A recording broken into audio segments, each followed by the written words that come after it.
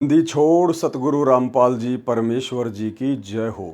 सत्साई भाई और बहनों, दया परमपिता परमेश्वर, सारी सृष्टि के रचनहार, कुल मालिक सतगुरु रामपाल जी भगवान की, जिनके विशेष आशीर्वाद से, जिनकी विशेष कृपा दृष्टि से, रहम दृष्टि से आप और हम सभी साध संगति से जुड़े हुए सत्सेवक भाई बहन उनके तत्व ज्ञान को आधार बनाकर निरंतर भक्ति मार्ग पर दृढ़ता के साथ आगे बढ़ पा रहे हैं।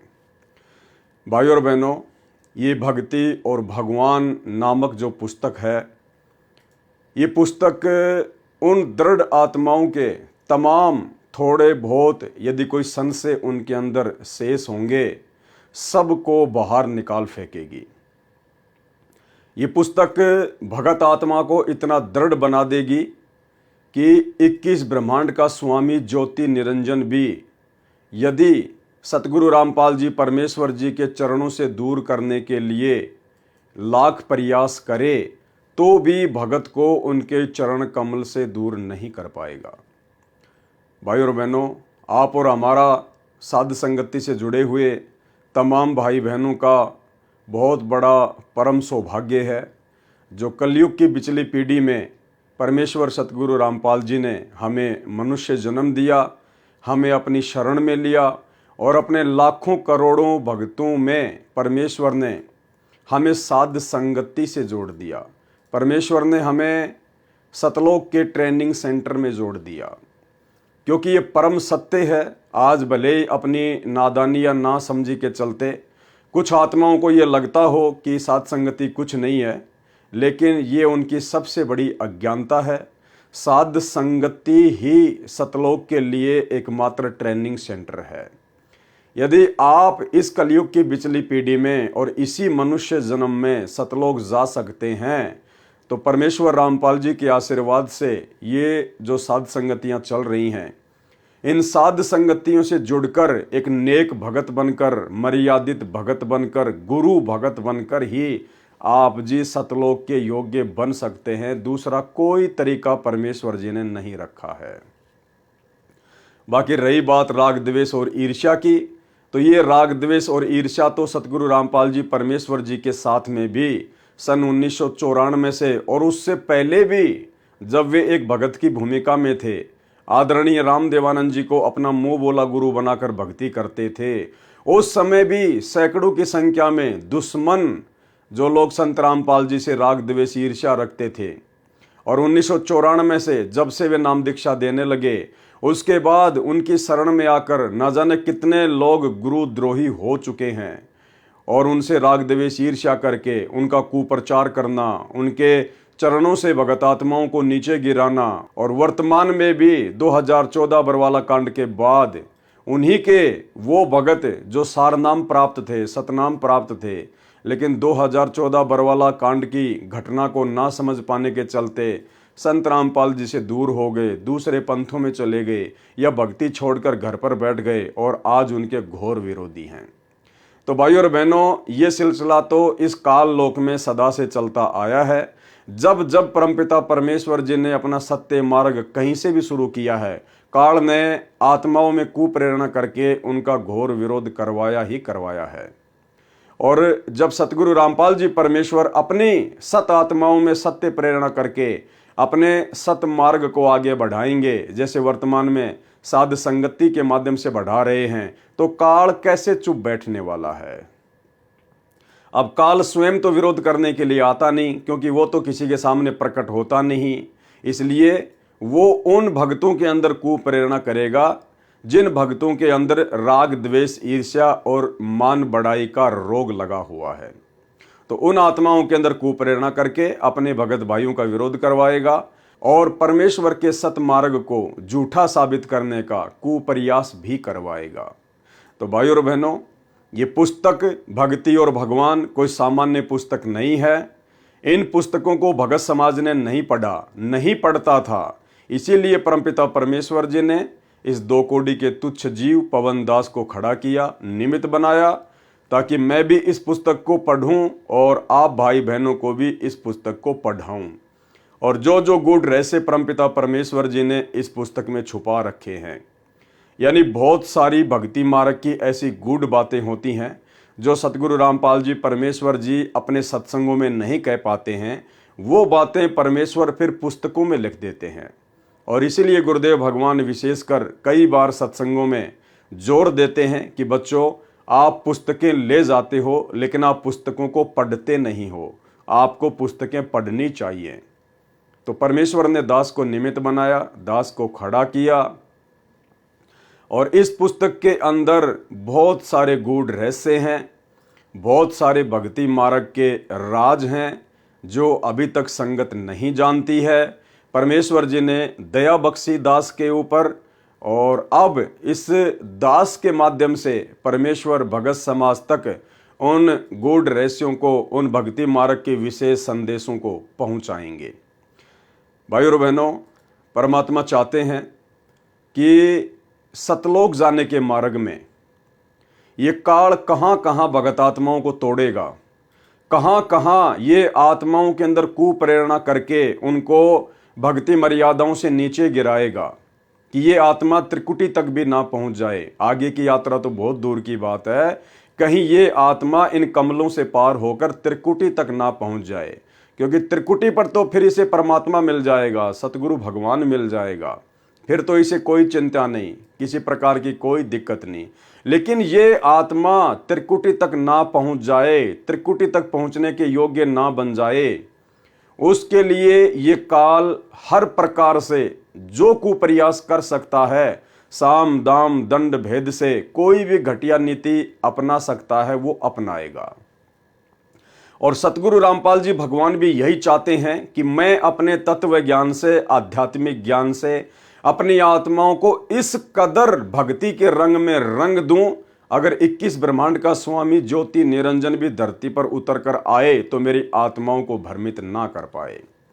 और ये विशेष दया, ये परम सौभाग्य परमेश्वर ने अपने सत्सेवक बच्चों के ऊपर बख्शा है, जो पिछले 8-9 वर्षों से लगातार साध संगति से जुड़कर भक्ति मार्ग के गूढ़ रहस्यों को समझते जा रहे हैं। भाइयों और बहनों, इस पुस्तक भक्ति और भगवान का एक पार्ट जो कि भूमिका के अंतर्गत था, आप जी देख चुके हैं, बहुत सारी बातें आपको समझ में आ गई होंगी। अब ये इस पुस्तक भक्ति और भगवान का दूसरा पार्ट है। और भाइयों और बहनों, परमात्मा इस पार्ट में हमें समझाएंगे कि गुरुद्रोही कौन होता है, गुरुद्रोही की क्या परिभाषा होती है, गुरुद्रोही के क्या लक्षण होते हैं, और कब और कैसे सतगुरु अपने भगत को गुरुद्रोही घोषित करता है। 650 साल पहले परमात्मा ने एक वैश्या को, जो पहले वैश्या कर्म करती थी, गणिका कर्म करती थी, जब उस बहन को ज्ञान हुआ, सत्संग सुना, तो उसने परमेश्वर जी से उपदेश ले लिया। वो भगतमती बन गई, परमेश्वर की शिष्या बन गई, लेकिन संगत अभी भी उसे वैश्या ही मान रही थी, उसे गणिका ही मान रही थी, उससे राग द्वेष ईर्ष्या करती थी, लड़ती थी, झगड़ती थी, भला बुरा कहती थी कि आश्रम में मत आया कर, तू गुरुजी को बदनाम करवाएगी। और फिर परमेश्वर ने उसी गणिका बहन को निमित्त बनाकर, जिस गणिका को हे दृष्टि से देखा जाता था, उसी को खड़ा करके, उसी को निमित्त बनाकर परमेश्वर ने उन 64 लाख भगतों की परीक्षा ली, और 64 के 64 लाख भगत फेल हो गए। उस गणिका बहन को तो परमेश्वर जी ने स्वर्ग में बैठा दिया, चमरा जुल्हा तर गए और छिपा नाई रे, गणिका चढ़ी विमान में सुरगापुर धाई रे। और बाकी जो 64 लाख अपने आप को डेढ़ सियाणे समझ रहे थे, परमेश्वर ने उनको बार बार माँ के गर्भ में जन्म दिया, उनको माँ के गर्भ में नरक कुंड भोगने के लिए बाध्य किया। तो भाइयों और बहनों, ठीक इसी प्रकार परमात्मा आज धरती पर है, और वही परमात्मा कबीर साहिब है, तो परीक्षा भी वही होंगी, लीला भी वही होंगी, थोड़ा बहुत जो प्रारूप है वो अवश्य बदल जाएगा। अब ऐसा नहीं है कि वर्तमान में भी परमात्मा कोई हाथी किराए पर लेंगे और किसी को हाथी पर बैठा कर फिर भक्तों की परीक्षा लेंगे। वो समय कुछ और था, आज समय कुछ और है। देश काल और परिस्थितियों के अनुसार परमात्मा अपने भक्तों की समय समय पर परीक्षा लेते हैं।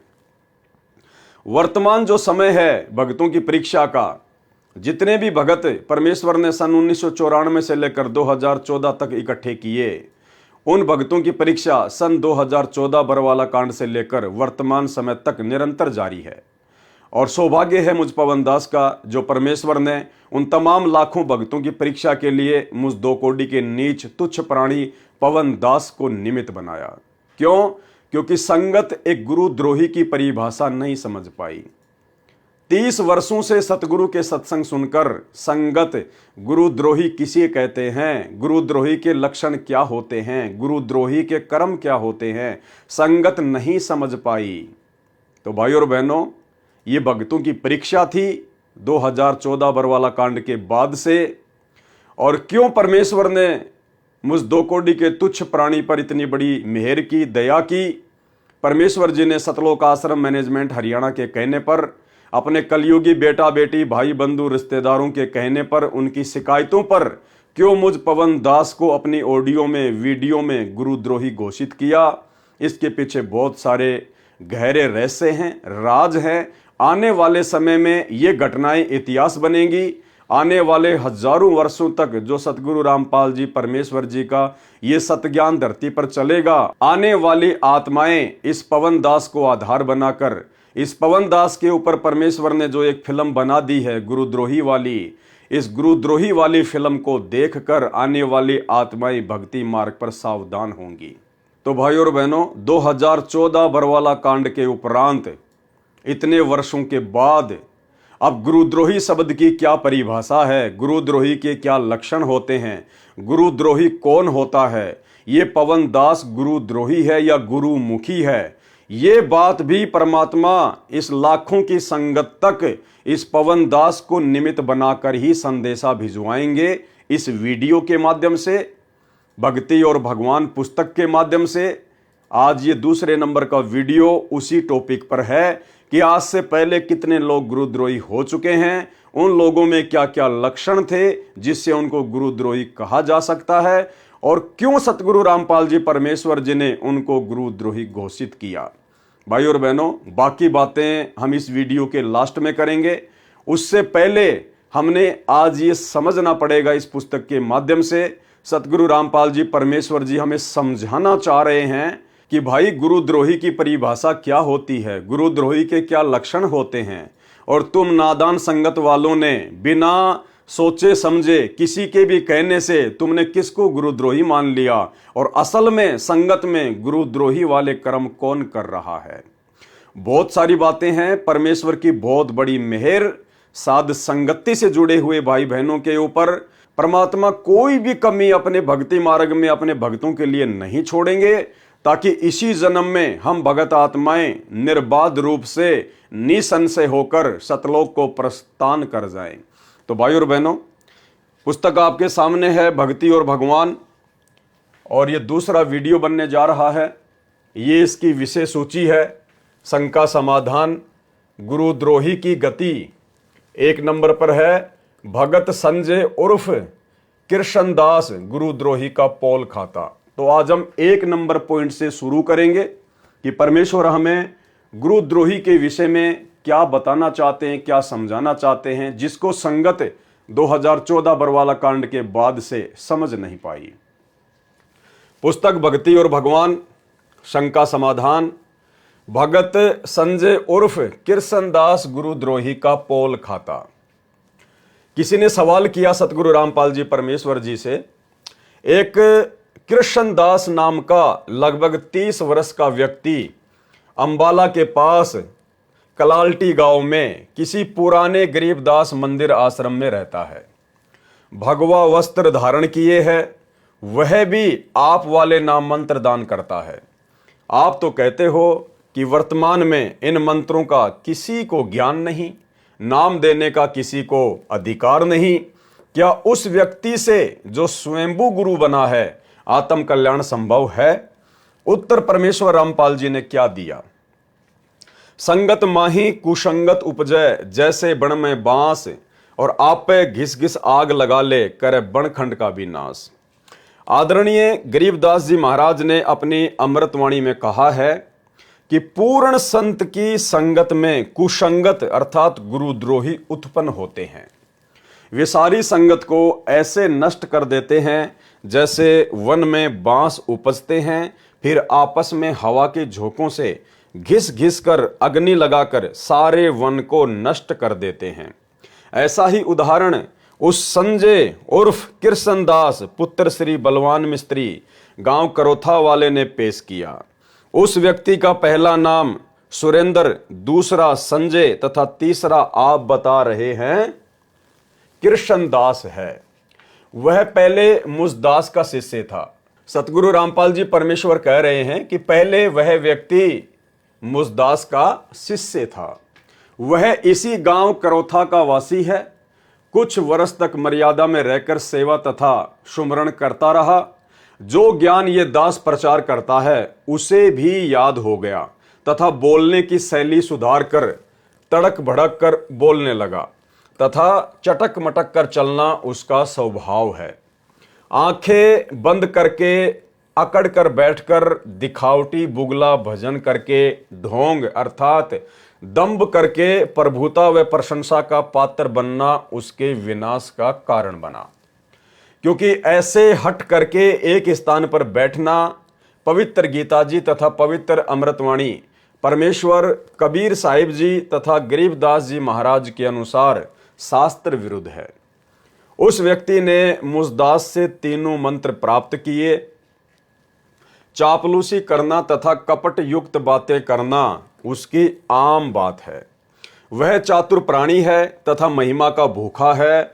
मुझदास के साथ साथ रहते हुए भी मुझसे छुपाकर अपने आप को महाराज कहलवाता था। यानी सतगुरु रामपाल जी परमेश्वर जी ने जिस संजय नाम के व्यक्ति को सन 2000 के आसपास गुरुद्रोही घोषित किया, जो वर्तमान में हरियाणा के अंबाड़ा के पास में कलाल्टी गांव में एक गरीबदासी आश्रम में संत बनकर रह रहा है, परमेश्वर ने क्या लक्षण बताया कि वो क्यों गुरुद्रोही हुआ। परमेश्वर क्या कह रहे हैं कि मुझसे छुपाकर अपने आप को महाराज कहलवाता था। तो भाई और बहनों, आपने ये लक्षण क्या मुझ पवनदास में देखा? क्या मैं पवनदास कभी अपने आप को महाराज कहलवाता हूं? यदि कोई भगत मुझे जहां जहां साथ संगतियां होती हैं या फोन पर बातें होती हैं, यदि कोई भगत मुझे विशेष मान या सम्मान भी देने का प्रयास करता है, तो ये दास पवनदास परमेश्वर के ज्ञान आधार से अपने आप को सुरक्षित रखते हुए और उस भाई को समझाते हुए सारी संगत के सामने उसी समय उसको टोक देता है कि भाई आज के बाद ऐसी गलती ना करना। हम सबका सरदार, हम सबका भगवान, हम सबका महाराज, हम सबका बाप, हम सबका कैप्टन केवल एक ही है, सतगुरु रामपाल जी परमेश्वर। बाकी हम जितने भी भगत भाई बहन हैं, हम सब जीव हैं, दो कोटि के प्राणी हैं। आप और हमारी कोई हैसियत नहीं है। भक्ति मार्ग में ना कोई जूनियर होता ना कोई सीनियर होता। परमेश्वर के लिए भगत चाहे काला हो, चाहे पीला हो, चाहे गोरा हो, चाहे लूला हो, चाहे लंगड़ा हो, चाहे अमीर हो, चाहे गरीब हो, कैसा भी हो, स्त्री हो या पुरुष हो, बच्चा हो, बूढ़ा हो, परमेश्वर सतगुरु रामपाल जी के रूप में सब समान दृष्टि से हैं। तो जो मान सम्मान आप जी अपनी अज्ञानतावश मुझ पवनदास को देना चाहते हो, आपने तमाम भगत भाई बहनों को एक दृष्टि से देखना है।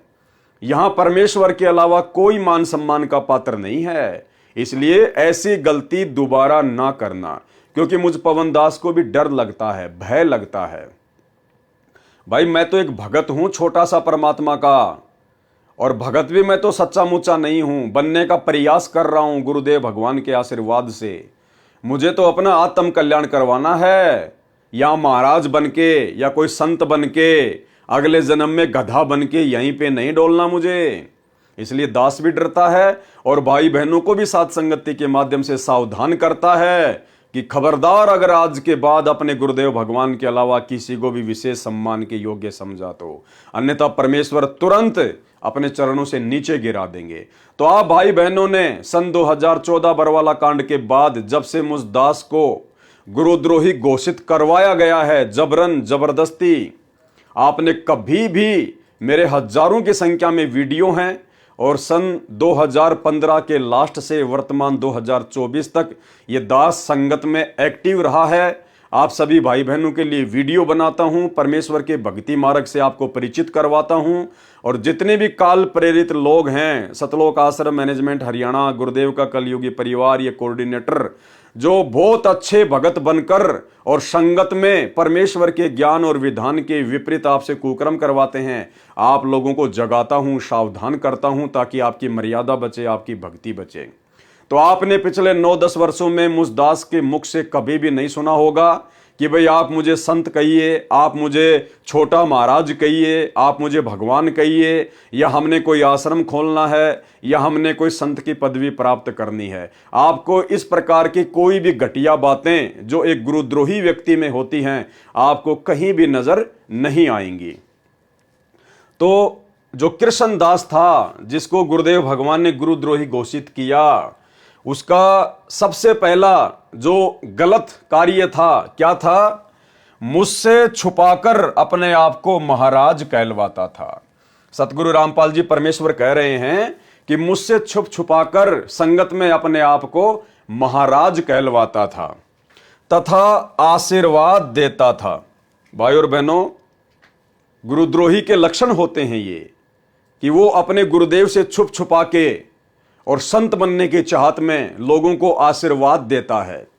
लेकिन आपने पिछले 10 वर्षों में मुझ पवन दास के अंदर ऐसा किसी भी प्रकार का कोई भी घटिया कर्म नहीं देखा होगा। ये दास तो सौपन में सोच भी नहीं सकता। मैं तो अपने गुरुदेव भगवान के आशीर्वाद का प्यासा हूं। मैं दो कुंडी का जीव, मूर्ख प्राणी, जड़मती प्राणी, मेरी क्या औकात मैं किसी को आशीर्वाद दे सकूं, मेरी क्या हैसियत। तो भाई और बहनों, ये घटिया कर्म ना दास ने कभी किया और ना कभी दास ने सौपन में सोचा, और ना दास ऐसा कभी सोच सकता है। तो जिस व्यक्ति को गुरुदेव ने गुरुद्रोही घोषित किया, उसमें दूसरा लक्षण क्या था? वो व्यक्ति आशीर्वाद भी देता था भगत समाज को। क्योंकि सतगुरु रामपाल जी परमेश्वर जी ने सन 1994 में अपने भक्ति मार्ग की शुरुआत की थी। भाई और बहनों, उस समय परमेश्वर इतने सारे प्रमाण जो वर्तमान में उन्होंने दिखा दिए हैं, हमारी आत्मा को दृढ़ कर दिया है। गीता, वेद, कुरान, पुराण, बाइबल, अन्य संत महात्माओं की पुस्तकें, उनके सत्संगों में उनके विचार कि अध्यात्म से उनकी बातें कितनी मेल खाती हैं, सत्य क्या है। उसके बावजूद आदरणीय गरीबदास जी का सूक्ष्म वेद और कबीर सागर, यानी परमेश्वर ने वर्तमान में तो कोई कमी नहीं छोड़ी है।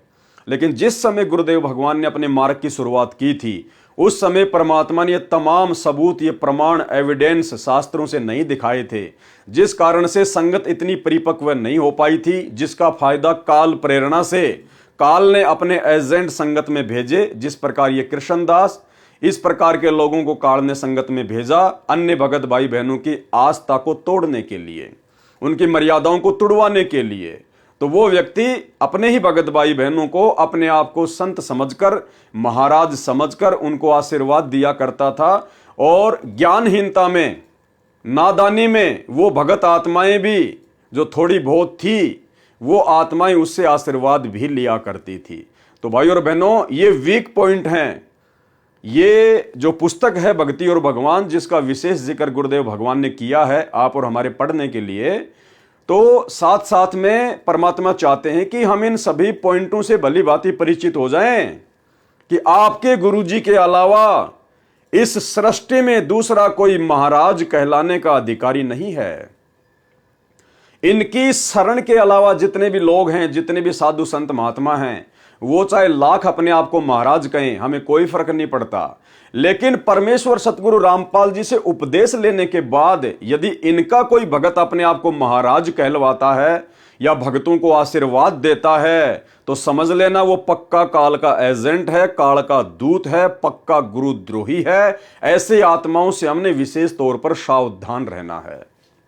तो 2 लक्षण आपने देख लिया। तीसरा लक्षण गुरुद्रोही का, तथा कहता था कि मैंने तुम्हारे घर पर भोग लगाया था, इसलिए तुम्हें लाभ हुआ। भोग लगाने का मतलब वो 3 दिन का पाठ करता था। आदरणीय गरीबदास जी महाराज जी के सदग्रंथ साहिब को ले जाकर, और जो नादान भगत थे उनके घरों पर जाकर 3 दिन तक वो महाराज बनकर, संत बनकर आदरणीय गरीबदास जी की वाणियों का पाठ किया करता था और कहता था कि मैंने तुम्हारे घर पर पाठ किया है, मैंने तुम्हारे घर पर आदि अंत का भोग लगाया है, इसलिए तुम्हें तमाम लाभ हो रहे हैं। तो ये तीसरी पहचान तो भाई और बहनों हम तो सोच भी नहीं सकते। हम सत्सेवक तो उल्टा सतलोक आश्रम मैनेजमेंट हरियाणा के द्वारा, गुरुदेव के कलयुगी परिवार के द्वारा, आज गुरुदेव भगवान की गैर हाजिरी में धर्म को धंधा बनाकर जगह जगह आश्रम खोलकर इन पत्थरों में पैसा बर्बाद करवाकर जिस प्रकार से ये पाठ शुरू किए हैं, हम तो इनका विरोध कर रहे हैं ज्ञान आधार से कि पाठ करने के अधिकारी तो केवल सतगुरु रामपाल जी परमेश्वर जी हैं या उनकी आज्ञा से ही कोई भगत पाठ पर बैठ सकता है। तो हम तो उल्टा ज्ञान आधार से सतलोक आश्रम मैनेजमेंट हरियाणा के पाखंड का विरोध कर रहे हैं, भला हम कहां पाठ करने वाले हैं। तो ये तीसरा कुलक्षण गुरुद्रोही का, वो जगह जगह जाकर भक्तों के घरों पर भोग लगाया करता था तथा कहता था कि मैंने तुम्हारे घर पर भोग लगाया था इसलिए तुम्हें लाभ हुआ है। जबकि संत रामपाल जी की लाखों करोड़ों की संगत में से कोई भी व्यक्ति ये कहने का साहस नहीं कर सकता कि पवन दास ने हमारे घर पर आकर आदरणीय गरीबदास जी महाराज जी का वो 24,000 वाणियों वाला सदग्रंथ साहिब लेकर और हमारे घर पर बैठकर 3 दिन तक पाठ किया और भोग लगाया। क्योंकि भाई और बहनों हम भगत हैं और भगत की क्या मर्यादा होती है, भगत का क्या अधिकार क्षेत्र है, ये परमेश्वर सतगुरु रामपाल जी ने अपने सत्संगों में भली भांति बता दिया है, समझा दिया है और परमेश्वर का विशेष आशीर्वाद है साथ संगति पर। इसलिए ऐसी घटिया हरकत या ऐसी गलती कम से कम साथ संगति से जुड़े हुए भाई बहन तो नहीं करने वाले हैं। तो 3 लक्षण आपने देख लिए भाई और बहनों। यदि संगत में कोई भगत इस प्रकार की घटिया हरकत करता है, आपके घर पर आकर पाठ करने की सलाह देता है और आदरणीय गरीबदास जी महाराज जी के सदग्रंथ को पढ़ता है और भोग लगाने की बात कहता है, तो समझ लेना वो पक्का काल का दूत है, पक्का गुरुद्रोही है और आपको परमात्मा से दूर करने का काल प्रेरणा से षड्यंत्र रच रहा है। एक सेवक ने मुझे बताया, यानी सतगुरु रामपाल जी परमेश्वर जी कह रहे हैं कि एक सेवक ने मुझे बताया कि ये संजय कहता है कि मैं जिसके भोग लगाता हूं उसी को लाभ होता है। इस दास ने उस सेवक की बात पर विश्वास नहीं हुआ, सोचा इनकी आपस में अनबन हो गई होगी, इसलिए ऐसे अच्छे भगत की निंदा कर रहा है। ऐसी ऐसी कई सेवकों की शिकायतें सुनी तो भी विशेष ध्यान नहीं दिया। क्या कह रहे हैं सतगुरु रामपाल जी परमेश्वर कि फिर एक भगत ने आकर मुझे कहा कि जी ये संजय ऐसे ऐसे घटिया काम कर रहा है। तो गुरुदेव ने कहा कि मैंने कोई विशेष ध्यान नहीं दिया। उसके बाद और भी बहुत सारे भक्तों ने कहा कि जी वो ऐसे ऐसे उल्टे काम कर रहा है। तो गुरुदेव कह रहे हैं तो भी मैंने कोई विशेष ध्यान नहीं दिया कि हो सकता है आपस में भक्तों की अनबन होगी और एक दूसरे की निंदा चुगली कर रहे होंगे। भाई और बहनों, ये जो वीडियो बनने जा रहा है और जब ये गुरुद्रोही वाली बात पूरी हो जाएगी, अंत में चाहे एक वीडियो बने या 2 वीडियो बने, तब आप भाई बहनों की आंखें खुल जाएंगी पूरी तरह से कि हां वास्तव में गुरुद्रोही क्या होता है और मुझ पवन दास को कैसे सतलोक आश्रम मैनेजमेंट हरियाणा के मात्र एक बार ही कहने से, केवल पहली शिकायत में ही, और वो भी झूठी शिकायत, क्योंकि बरवाला कांड के बाद हम सत्सेवकों ने देखा कि गुरुजी का परिवार काल प्रेरित होकर और धर्म को धंधा बनाकर और भगत समाज को गुरुदेव के सत्संगों के विरुद्ध चला रहा है, गुरुदेव की आज्ञाओं के विरुद्ध कुकर्म करवा रहा है। तो हमने इन लोगों का विरोध करना शुरू किया, जो कि एक सच्चे भगत का प्रथम लक्षण है। क्योंकि जिस पाखंड और अज्ञान को समाप्त करने के लिए उसका बाप संघर्ष करते हुए जेल में बैठा है, वो भगत भला कैसे बाहर उसके बाप के मार्ग में, उसके परमेश्वर के मार्ग में, उसके गुरुदेव के भक्ति मार्ग में यदि कोई पाखंड फैलाएगा, अज्ञान का समावेश करना चाहेगा काल प्रेरणा से, तो वो भगत चुप नहीं बैठ सकता। तो हम सत्सेवक चुप नहीं बैठे और हमने उनका विरोध करना शुरू किया प्यार प्रेम से, ज्ञान आधार से। तो इन लोगों को लगा, गुरुदेव के परिवार को लगा कि ये लोग हमारे धार्मिक धंधे में बीच में बाधा पैदा करेंगे। तो काल ने गुरुदेव के कलयुगी परिवार में कुप्रेरणा करके और मुझ पवन दास के प्रति राग द्वेष ईर्ष्या मन में रखते हुए और सतगुरु रामपाल जी परमेश्वर जी को एक आम व्यक्ति मानते हुए, मानुष समझते हुए हिसार जेल में झूठी शिकायतें करनी शुरू कर दी। और पहली ही शिकायत में गुरुदेव भगवान ने अपने मिशन के अकॉर्डिंग, अपनी लीला के तहत, भाई और बहनों, यहां मैं जो ये मिशन शब्द यूज कर रहा हूं कि मुझ पवन दास को गुरुद्रोही घोषित करना मेरे पूज्य गुरुदेव भगवान के द्वारा, ये उनके मिशन का एक मुख्य हिस्सा है, ये उनकी लीला का एक अहम हिस्सा है। ये बातें आपको या तो ये वीडियो समाप्त होने के बाद में समझ में आएंगी या आपको उस समय समझ में आएंगी जब आप स्वयं सतगुरु रामपाल जी परमेश्वर जी के मुख कमल से उनके आने के बाद में इस प्रकार की बातें सुनेंगे। लेकिन उस समय बहुत देर हो चुकी होगी, आपका सारा भक्ति धन काल प्रेरणा से उनका परिवार बर्बाद करवा चुका होगा। तो मुझ पवन दास को तो मात्र एक बार की झूठी शिकायत पर ही सतगुरु रामपाल जी परमेश्वर जी ने अपनी लीला के तहत, अपने मिशन के तहत तुरंत गुरुद्रोही घोषित कर दिया, पीला पर्चा निकाल दिया, लेटर लिख दिया। अब यहां आप देखना भाई और बहनों, वही सतगुरु रामपाल जी भगवान जिन्होंने मुझे गुरुद्रोही घोषित किया, और ये वही सतगुरु रामपाल जी परमेश्वर जी हैं जिन्होंने उस संजय नाम के व्यक्ति को, उस कृष्ण नाम के व्यक्ति को गुरुद्रोही घोषित किया। तो गुरुदेव के पास में बहुत सारी शिकायतें गई, एक नहीं, दो नहीं, तीन नहीं, बहुत सारे भक्तों ने जाकर शिकायत की।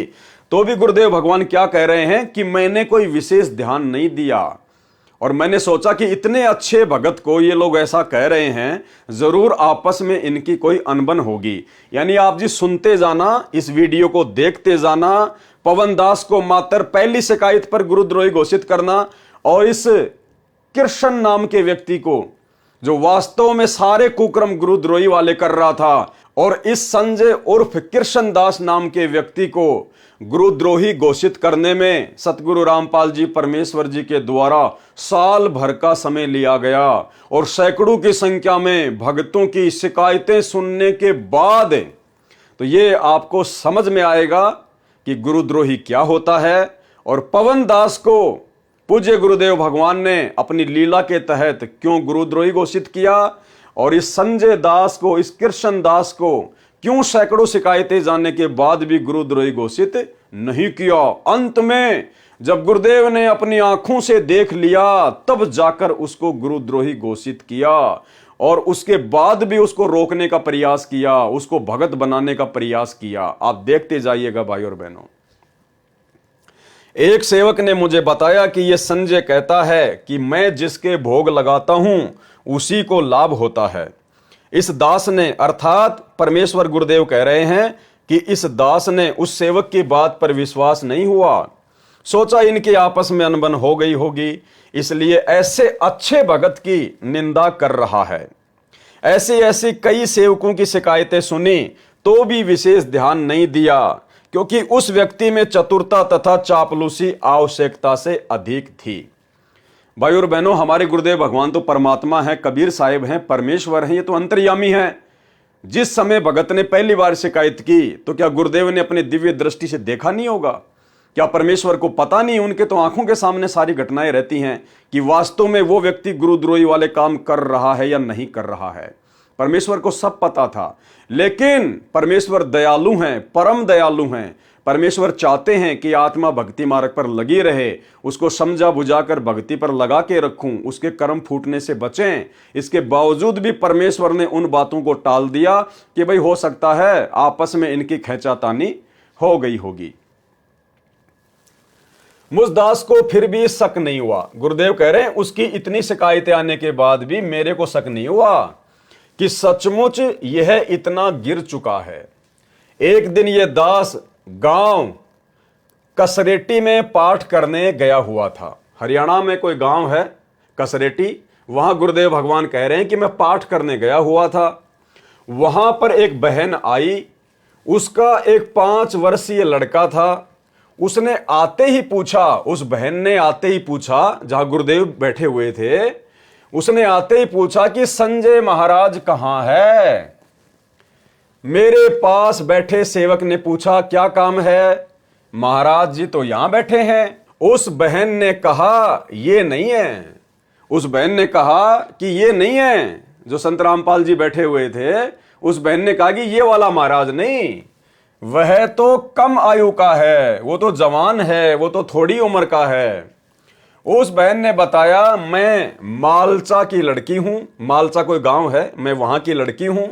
और वह महाराज वहां मिला था, वो संजय महाराज, संजय उर्फ कृष्णदास, वह महाराज मुझे वहां मिला था। मेरे लड़के को बोलने में अटक लगती है, यानी वो हकला के बोलता था उसका लड़का। संजय महाराज से 2 बार तो हाथ रखवा लिया है। वह कह रहा था कि ठीक ना होवे तो फिर से ले आना। यानी उस कृष्णदास उर्फ संजय ने उसके बेटे के सिर पर 2 बार हाथ रखा, आशीर्वाद दिया कि अब तेरा बच्चा अटक अटक के नहीं बोलेगा। वह कह रहा था कि ठीक न होवे तो फिर से ले आना, बच्चे पर आशीर्वाद का हाथ रखवाना है। वो बहन क्या बोली कि जल्दी से बताओ महाराज कहां हैं, जबकि गुरुजी भी वहीं बैठे हुए थे। बोले जल्दी से बताओ, मुझे बच्चे के सिर पर हाथ रखवाना है, बच्चे पर आशीर्वाद का हाथ रखवाना है। मैं मालचा गई थी, वहां से पता चला कि कसरेटी में पाठ है, वहां मिलेगा। उसके पश्चात अब सतगुरु रामपाल जी परमेश्वर क्या कह रहे हैं, उसके पश्चात मुझ दास को विश्वास हुआ कि सेवक ठीक ही कहा करते थे। यानी गुरुदेव ने अपनी आंखों से जब सुन लिया उस बहन से, उसके बाद गुरुदेव कह रहे हैं कि मुझे तब जाकर यकीन हुआ कि भाई बाकी भगत बिल्कुल ठीक कह रहे थे।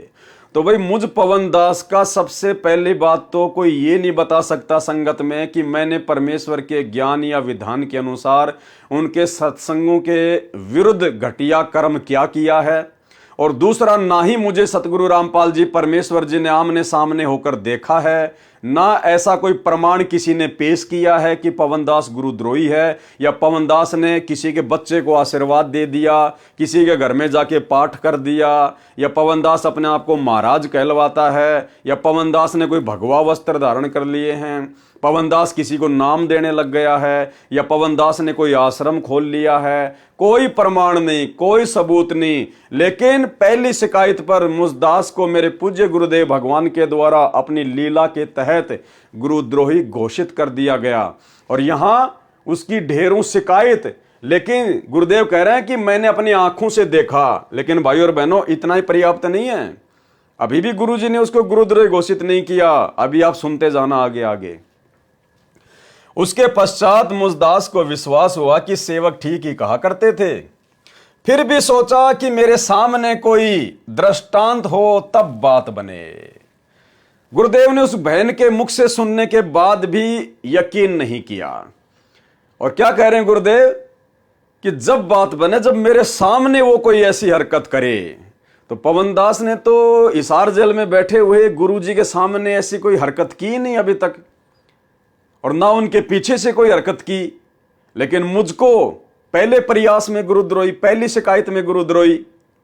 और यहां गुरुदेव क्या कह रहे हैं, उस बहन के कहने के बावजूद गुरुदेव ने क्या सोचा, उसके पश्चात मुझदास को विश्वास हुआ कि सेवक ठीक ही कहा करते थे।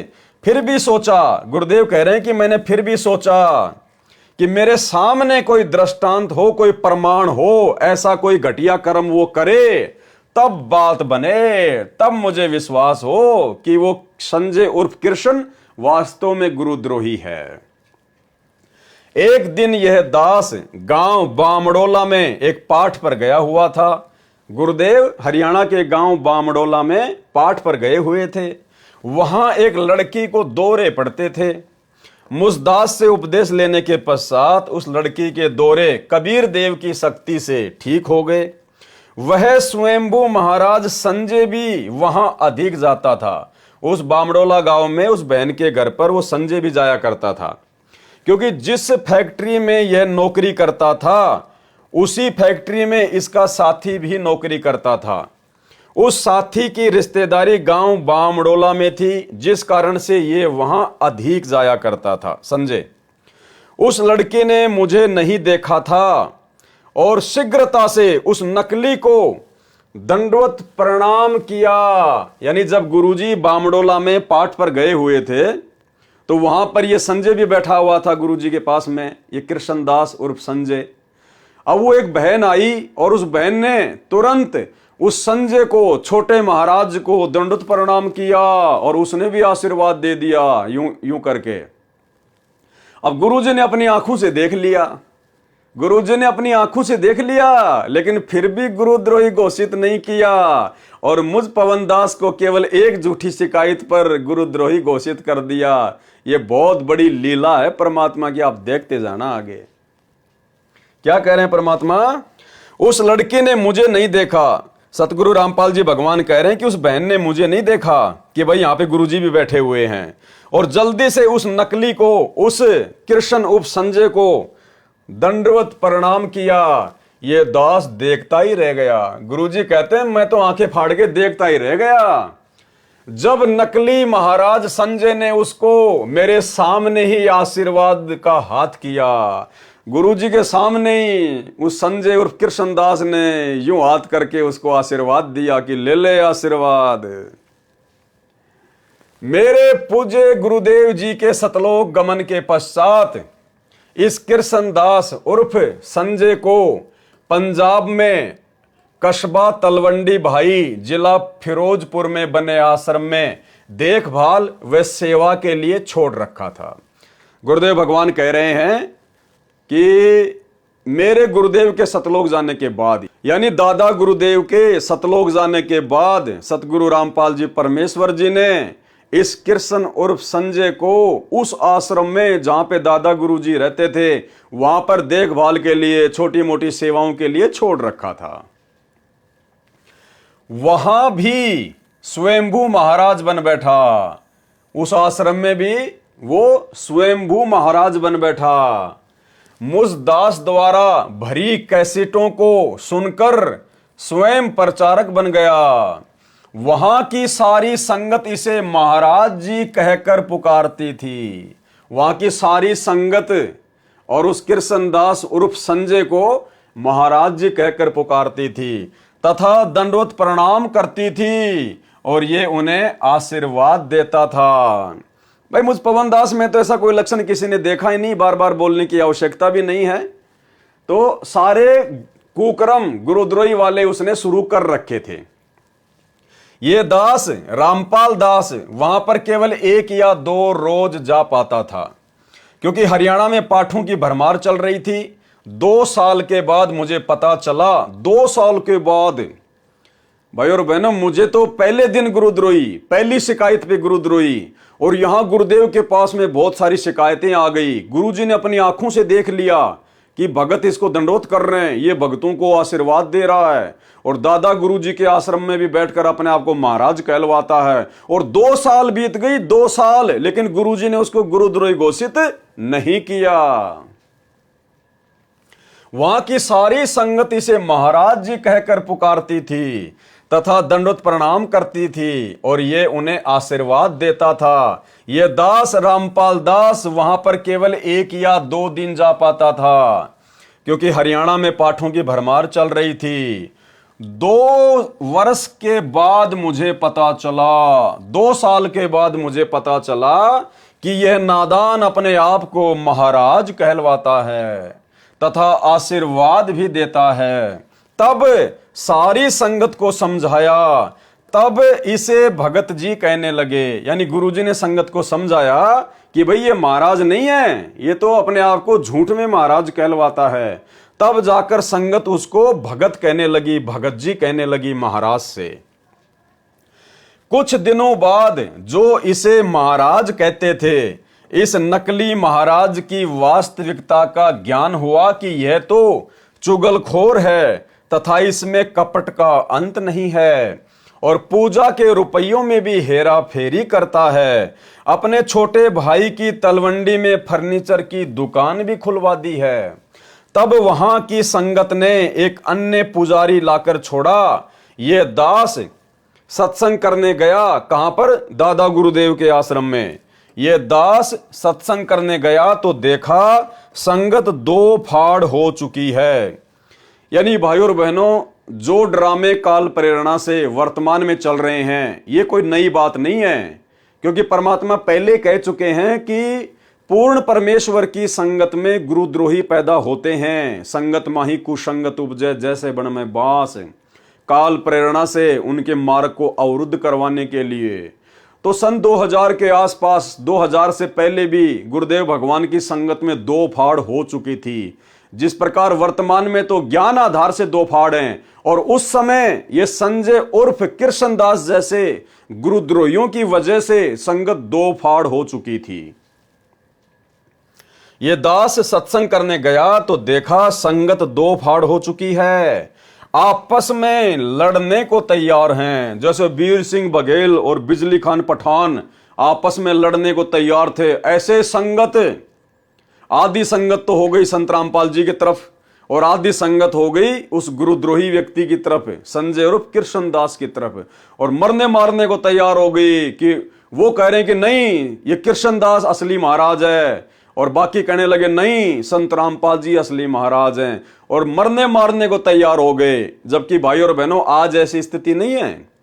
उस समय तो लोग ज्ञान को नहीं समझ पाए थे, अज्ञानता में, और वर्तमान में तो परमेश्वर जी ने अपने मिशन के तहत ये जो परीक्षा का समय चल रहा है, और परमेश्वर ने ज्ञान आधार से जो दूसरा ग्रुप बनाया है साध संगतियां सत्सेवकों का, भाई और बहनों हम तो मार खाने वाले हैं, हम तो मुकदमे झेलने वाले हैं, हम तो जेल में जाने वाले हैं, हम किसी की तरफ तू करने वाले नहीं हैं। मारना पीटना गाली निकालना ये सारा का सारा ठेका तो काल प्रेरणा से सतलोक आश्रम मैनेजमेंट हरियाणा ने ले रखा है। हम सत्सेवक तो परमेश्वर के ज्ञान आधार से चल रहे हैं। उनके साथ इसी के सामने बातचीत की तो गुरुजी ने उस कृष्णदास के सामने ही और संगत को बैठाकर बातचीत की। तब उन्होंने इसकी ढेर सारी त्रुटियां बताई, तब संगत ने बहुत सारी उसकी त्रुटियां बताई। कुछ संगत इसकी समर्थक भी थी, लेकिन बहुत सारे लोग उस संजय उर्फ कृष्णदास गुरुद्रोही के समर्थन में थी, परंतु ज्यादातर इसके विरुद्ध थे।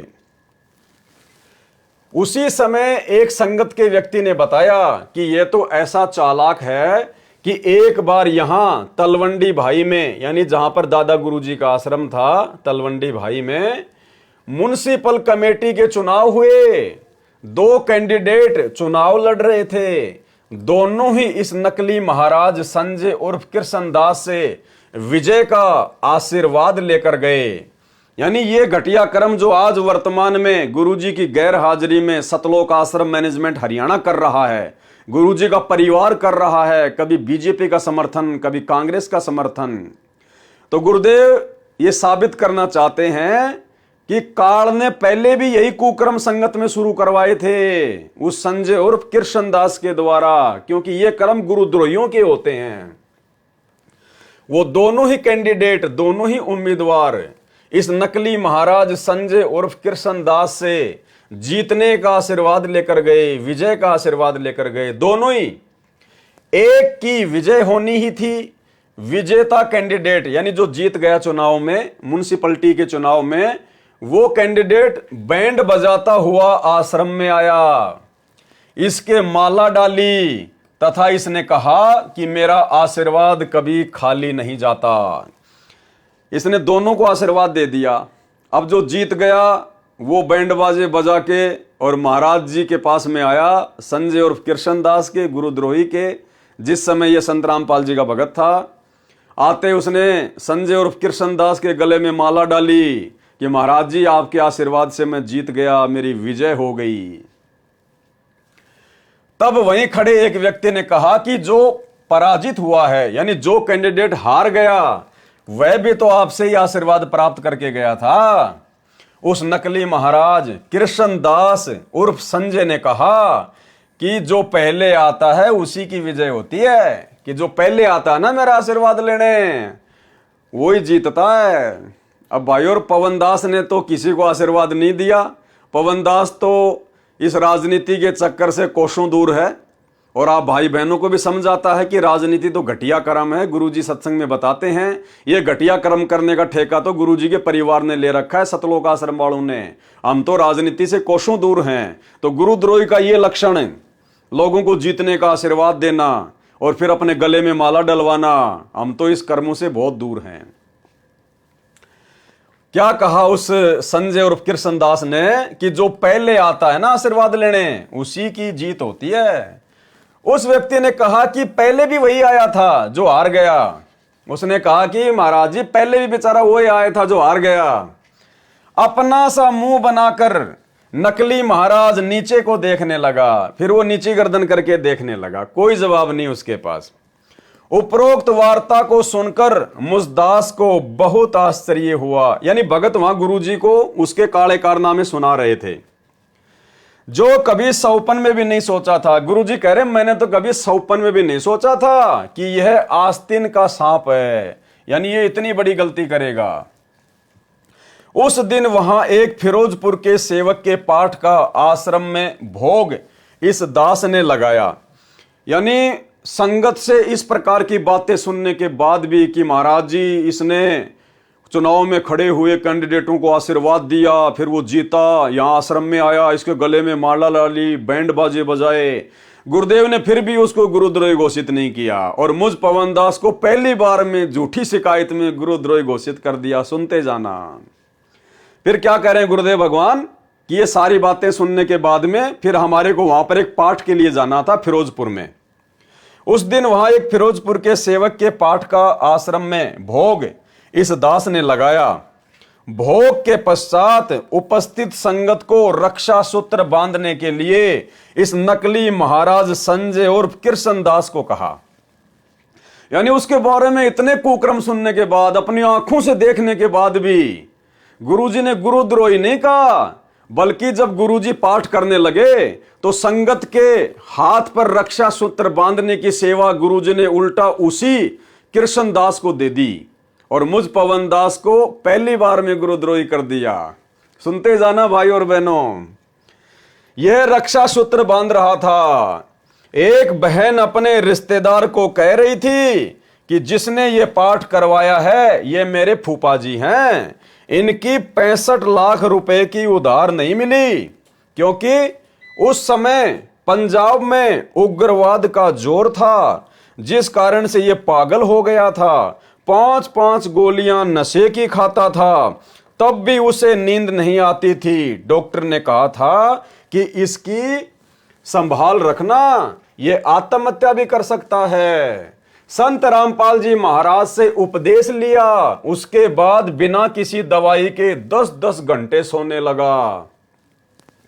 2 महीने में 45 लाख की उधार वापस आ गई। इनके लड़के की शादी को कई वर्ष हो चुके थे। संत रामपाल जी महाराज से नाम प्राप्ति के पश्चात 10वें महीने लड़के की प्राप्ति हुई। यानी वो बहन गुरुजी से उपदेश लेने के बाद में उस घर में क्या क्या लाभ हुए वो बता रही थी। क्या क्या गुण सुनाए संत रामपाल दास जी महाराज के। उन बहनों को ये संजय उर्फ कृष्णदास रक्षा सूत्र बांध रहा था। अब गुरुजी ने इसकी सेवा लगा रखी थी रक्षा सूत्र बांधने की।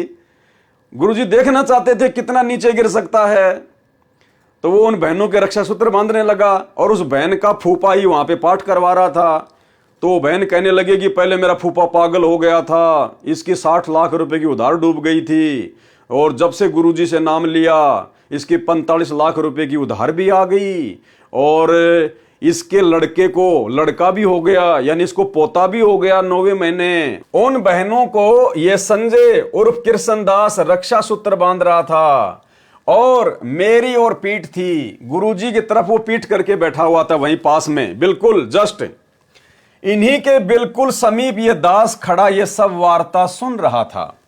उस समय ये संजय उर्फ कृष्णदास उस बहन से बोला कि तेरे फूफा जी के घर पर आदि अंत का भोग तो मैंने ही लगाया था, इसलिए लड़का हुआ है। यानी गुरुजी वहीं पास में बैठे, गुरुजी सुन रहे सारी बातें कि ये क्या बोलेगा।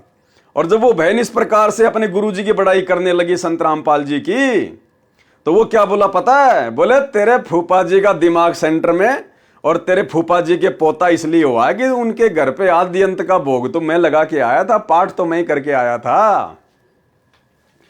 उस बहन ने कहा कि भगत जी जिस समय आप भोग लगाने गए तब तक उन्होंने टेस्ट करवा लिया था तथा पता लग चुका था कि लड़का है, तभी तो उन्होंने भोग लगवाया था। वह भी गुरुजी से आज्ञा लेकर लगवाया था।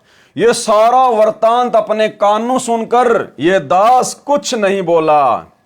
गुरुजी क्या कह रहे हैं कि अपने कानों से ये सारी बातें सुनकर, उस नीच व्यक्ति की सारी बातें सुनकर भी मैं कुछ नहीं बोला और मुझ पवन दास को एक झूठी शिकायत पर गुरुद्रोही घोषित कर दिया।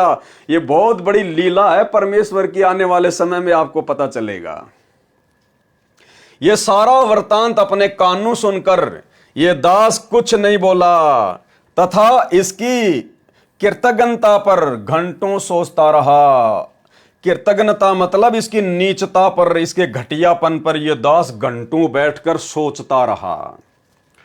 उसी कस्बा तलवंडी भाई के एक व्यक्ति को पता नहीं था कि यह नकली महाराज स्वयंभू बना है। गुरुदेव की ओर से इसे कोई आदेश भोग लगाने या आशीर्वाद देने का नहीं है।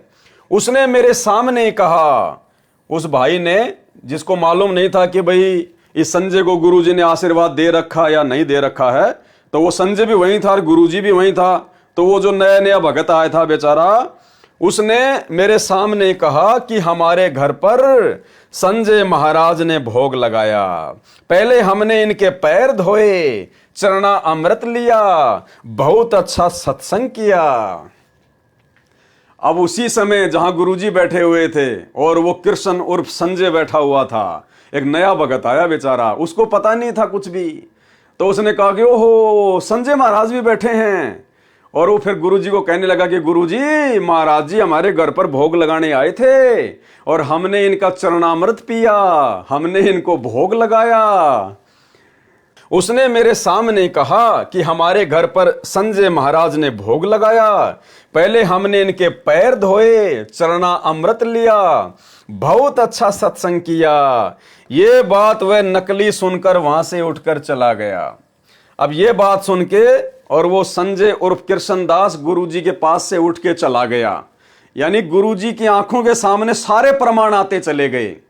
बताओ, एक भगत अपने पैर धुलवा रहा है और उस भगत के पैरों का चरणामृत उसी के भगत भाई पी रहे हैं। भाई दास तो कभी सौपन में भी ऐसा घटिया कुकर्म करने की सोच भी नहीं सकता। यदि ऐसा कभी मेरे बुरे बुरे बुरे बुरे प्रारब्ध से ऐसा यदि कभी होना भी हो, तो मैं तो परमात्मा से विनती करता हूं, परमात्मा उस कुकर्म को करने से पहले ही मुझे मौत के घाट उतार देना। लेकिन ऐसा घटिया कर्म आपके इस तुच्छ दो कोड़ी के नीच भगत से ना हो जाए। इस दास ने सर्व संगत को समझाया कि इस तरह आप नाम रहित हो जाओगे, कि इस प्रकार एक भगत को यदि आप इतना महत्व दोगे, एक भगत के आप पैर धोओगे, उसका चरणामृत पियोगे, उससे पाठ करवाओगे, तो आपका नाम खंड हो जाएगा।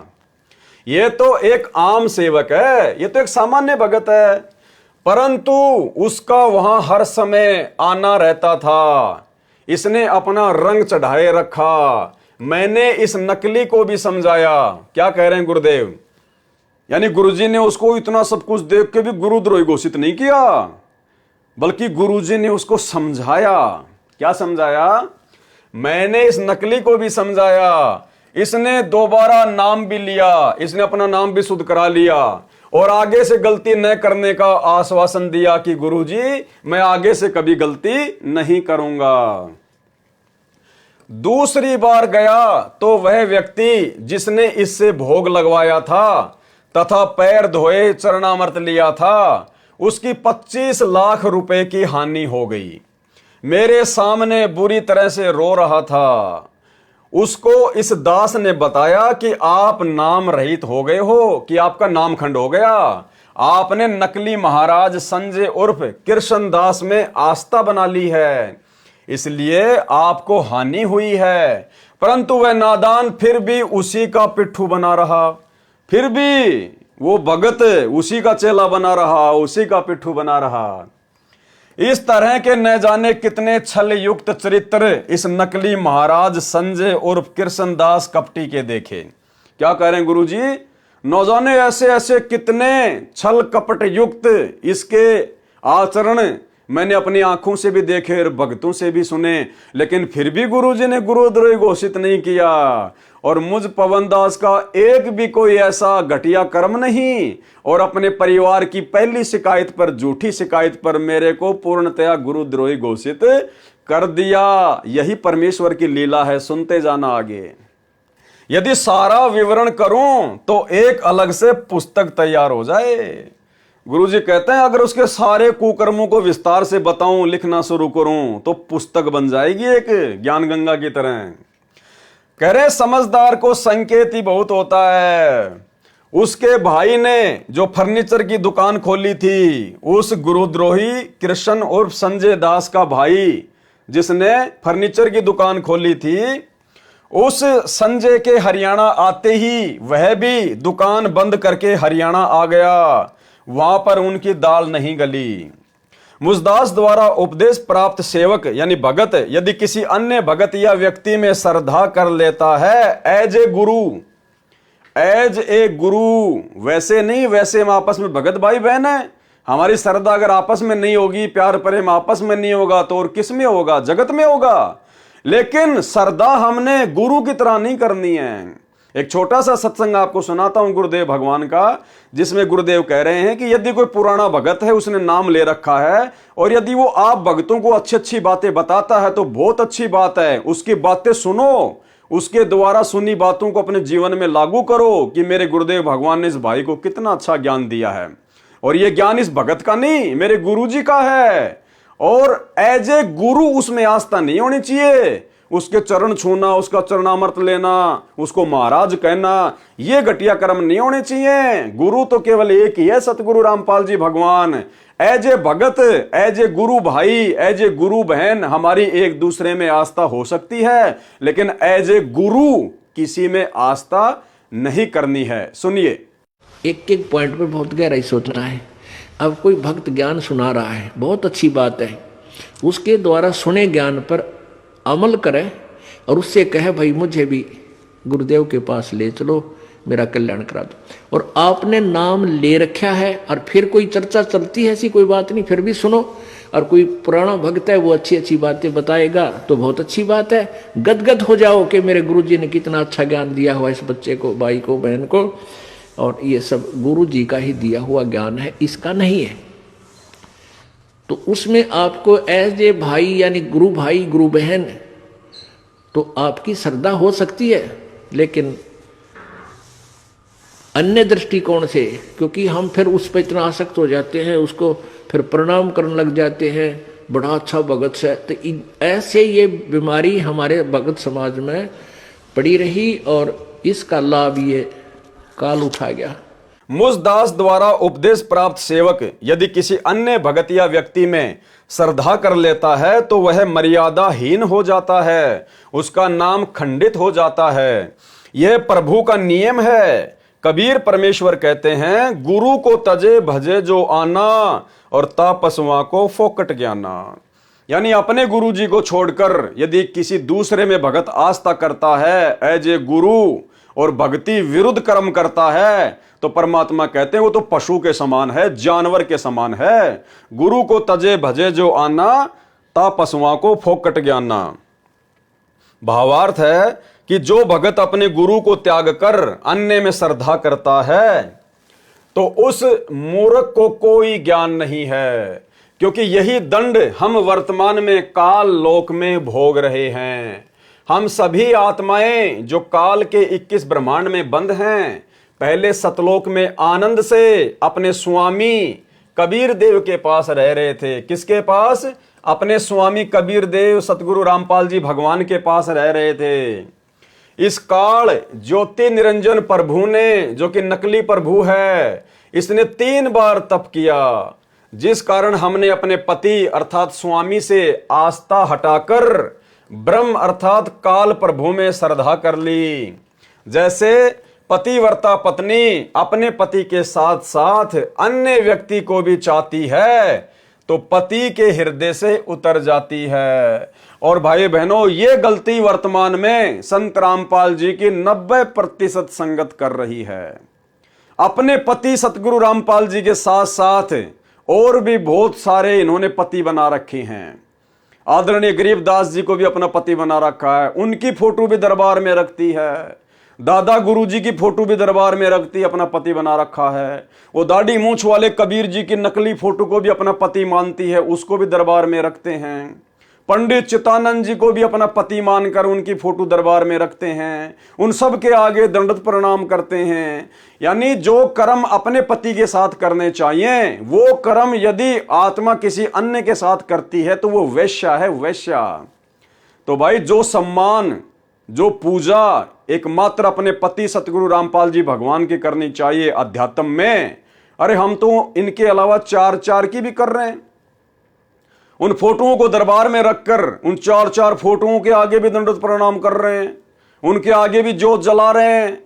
तो भाई पतिव्रता आत्मा के ये लक्षण नहीं है, ये तो व्यभिचारिणी आत्मा के लक्षण हैं, वैश्या भक्ति के लक्षण हैं। परमेश्वर ने दया की सात संगतियों पर। केवल अपने गुरुदेव भगवान की फोटो के अलावा हम सत्सेवक अपने घरों में या दरबार में या गले के लॉकेट में अन्य किसी की फोटो नहीं रखते, क्योंकि जब तक हम पतिव्रता पद पर नहीं आएंगे हम कभी भी सतलोक जाने के योग्य नहीं बन सकते। जैसे पतिव्रता पत्नी अपने पति के साथ साथ अन्य व्यक्ति को भी चाहती है तो पति के हृदय से उतर जाती है। जिस प्रकार गुरु तो बना रखा सतगुरु रामपाल जी को, अपना पति तो बना रखा सतगुरु रामपाल जी को, और जैसे जून का महीना आता है तो वो नकली दाढ़ी मूंछ वाली कबीर जी की फोटो को रखकर इन आश्रमों में और उसका कबीर प्रकट दिवस मनाया जाता है, उसको भोग लगाया जाता है, तो गुरु के अलावा दूसरे में आस्था रखी जा रही है। तो वो पतिव्रता आत्मा के लक्षण नहीं हैं। जो पति के हृदय से उतर जाती है, इसी प्रकार हम सतलोक से निष्कासित हुए। जो पूर्ण गुरु का शिष्य किसी अन्य भगत की किसी भी क्रिया से, प्रवचन शैली से प्रभावित होकर उसके द्वारा दिए दान की अधिकता को देखकर, उसके द्वारा भक्ति करने का दंभ अर्थात पाखंड करने को देखकर प्रशंसक होता है, प्रभावित होकर उसमें श्रद्धा करता है, वह गुरु भर्ता पद से गिर जाता है, वो पतिव्रता पद से गिर जाता है। तो ये गलती हम भक्तों ने नहीं करनी है तथा नाम रहित हो जाता है। इस कारण से वह संजय उर्फ कृष्णदास संगत को खोखला करता था, प्रभु फुलवाड़ी में दीमक था। जैसे कोई सैनिक अन्य सैनिकों में अपने आप को सेना प्रमुख जनरल सिद्ध करके उनमें प्रभुता करता है तो वह धोखेबाज है। भाइयों और बहनों, परमेश्वर के इसी ज्ञान आधार को अपनाकर हम साध संगति से जुड़े हुए हजारों की संख्या में भाई बहन, हमने कभी भी साध संगतियों में ना किसी को कोऑर्डिनेटर बनाया, ना किसी को जिला प्रमुख बनाया, ना किसी को तहसील का कोऑर्डिनेटर बनाया। और ये दास हमेशा भाई बहनों को यही संदेशा देता आया है कि साध संगतियों का कोऑर्डिनेटर भी सतगुरु रामपाल जी भगवान है, साध संगतियों का सरदार भी सतगुरु रामपाल जी भगवान है। हम सब केवल उनके भगत हैं, उनके सेवक हैं, उनके कुत्ते हैं। हम आपस में मिलकर इकट्ठा होकर अपने भगवान की महिमा करते हैं, भोग लगाते हैं और ज्ञान आधार से चर्चा करके भक्ति मार्ग पर अपने आप को दृढ़ बनाते हैं। ये कोऑर्डिनेटर वाला सिस्टम साध संगतियों में नहीं। यहाँ कोई जनरल नहीं, कोई कर्नल नहीं, यहाँ तो केवल सब भगत हैं। क्योंकि जनरल सेना प्रमुख वाला लाभ सैनिक दूसरे सैनिक को नहीं दे सकता। जब सरकार को पता चलता है तो उस नकली जर्नल को यह सोचकर नौकरी से निकाल दिया जाता है कि यह धोखेबाज आगे भी देशद्रोह कर सकता है। यही भूमिका संजय उर्फ कृष्णदास नकली महाराज कर रहा था। अब पवन दास ने तो ऐसी कोई भूमिका कभी नहीं की। वही आप मेरे हजारों की संख्या में वीडियो फेसबुक या यूट्यूब पर जाकर देख सकते हैं। साध संगति से जुड़े हुए किसी भी भाई बहन से पूछ सकते हैं। आगे चलिए। बाद में पता चला कि यह तो अपने आप को छोटा महाराज कहलवाता था। गुरुदेव क्या कह रहे हैं कि बाद में मुझे पता चला कि यह संजय उर्फ कृष्णदास तो अपने आप को छोटा महाराज भी कहलवाता था। यह कहता था कि बड़े महाराज तो सतगुरु रामपाल जी हैं और छोटा महाराज मैं हूं। इसलिए संगत उसके झांसे में आ गई थी। अब भाई पवन दास ने तो कभी अपने आप को छोटा मोटा महाराज नहीं कहलवाया भाई, हम तो भगत हैं, भगत ही बन के रहना चाहते हैं, अपना आत्म कल्याण करवा के गंदे लोक से निकलना चाहते हैं। यहां छोटा बड़ा महाराज बन के हमने गधा नहीं बनना अगले जन्म में। उस समय संगत को यह ज्ञान नहीं था कि यह सचमुच ढोंगी है। जैसे आज वर्तमान में बेचारी संगत को यह ज्ञान नहीं हो पा रहा कि सतलोक आश्रम मैनेजमेंट हरियाणा ये कोऑर्डिनेटर और गुरुजी का परिवार महाढोंगी है, महाढोंगी, और काल प्रेरणा से संगत से सारे भक्ति विरुद्ध कुकर्म करवा रहे हैं। राजनीति करवाना, कभी कांग्रेस को वोट और समर्थन, कभी बीजेपी को वोट और समर्थन, 50-50 लाख रुपए का धनाना गांव वालों के लिए बैडमिंटन का स्टेडियम बना देना, बसें चला देना, एम्बुलेंस चला देना, आश्रमों में हॉस्पिटल का काम शुरू कर देना, रक्तदान दे दान के नाम पर लूट मचाना, धंधा करना, व्यापार करना, गुंडों की सीबीआई जांच का समर्थन कर देना। अरे संतों का और गुंडों का क्या मेल मेरे भाई। लेकिन राजस्थान के गैंगस्टर आनंदपाल सिंह की सीबीआई जांच के समर्थन में आ गए। हरियाणा के जाट आरक्षण में 2-4-5% आरक्षण के लिए उन जाटों का समर्थन कर दिया। अरे हमने तो सतलोक में चाहिए आरक्षण, इस गंदे लोक में क्या करेंगे 2-4-5% लेकर। परमात्मा कहते हैं तुम तो 2-4-5% के लिए मर रहे हो, और गुरुदेव कहते हैं कोटि जन्म तू राजा की न्या मिटी न मन की आशा, कि करोड़ों बार तू राजा रह चुका है, पूरी पृथ्वी तेरी थी नालायक, अब तू 2-4% आरक्षण के लिए अपनी भक्ति बर्बाद कर रहा है। अब उस नकली गुरु से अधिक ज्ञान तो यहां की संगत के 10 वर्ष के बच्चे को भी है। उसके बाद उस नादान को ना जाने कितनी बार समझाया। क्या कह रहे हैं गुरुदेव कि उसकी इन तमाम हरकतों को देखने के बावजूद मैंने ना जाने कितनी बार समझाया। भाई पवन दास को तो कभी भी एक बार भी नहीं समझाया, एक बार भी। और पहले ही प्रयास में पहली झूठी शिकायत पे दास को गुरुद्रोही घोषित कर दिया। तो देखते जाना आप आगे आगे। उस नादान को ना जाने कितनी बार समझाया कि यह मनुष्य जीवन बार बार नहीं मिलता, यह वास्तविक भक्ति विधि तथा तत्व ज्ञान बहुत ही असंभव है। यदि मनुष्य जन्म मिल भी जाएगा तो वास्तविक विधि नहीं मिलती। उस नकली महाराज ने क्षमा याचना की। उस कृष्ण उर्फ संजय दास ने फिर क्षमा याचना कर ली कि गुरुजी ठीक है, अब की बार मैं बिल्कुल भी कोई घटिया काम नहीं करूंगा। उस नकली महाराज ने क्षमा याचना करी, माफी मांगी, और फिर दोबारा से उपदेश ले लिया। एक बार पहले ले लिया था माफी मांग के, अब दूसरी बार ले लिया, लेकिन गुरुजी ने अभी तक उसको गुरुद्रोही घोषित नहीं किया।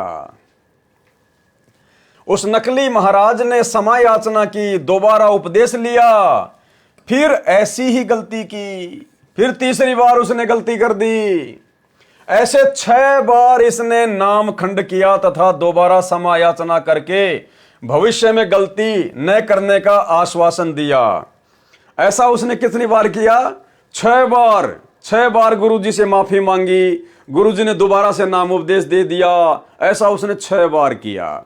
अरे पवन दास के साथ तो अभी एक बार भी नहीं हुआ, ऐसा एक बार भी नहीं हुआ, और सीधा गुरुद्रोही का तमगा। और आज वही गुरुद्रोही आप लोगों को गुरुद्रोही की परिभाषा समझा रहा है, जिनको 30 सालों से समझ में नहीं आई। फिर ऐसी ही गलती की, ऐसे 6 बार इसने नाम खंड किया तथा दोबारा क्षमा याचना करके भविष्य में गलती न करने का आश्वासन दिया। फिर गलती की, 7वीं बार फिर गलती की तथा आश्रम त्याग कर जाने लगा, और खुद ही आश्रम को छोड़ के जाने लगा, करोथा आश्रम से जाने लगा। इस दास ने बहुत समझाया। गुरुजी क्या कह रहे हैं कि मैंने फिर भी उसको गुरुद्रोही घोषित नहीं किया, मैंने फिर भी उसको समझाया कि भाई आश्रम छोड़ के मत जा, ज्ञान को आधार बना, भक्ति कर, ये मनुष्य जन्म बार बार नहीं मिलता। गुरुजी ने फिर भी उसको समझाया। इस दास ने बहुत समझाया, आप मत जाओ, गुरुजी रोक रहे कि मत जाओ, मार खाओगे, कहीं ठिकाना नहीं है।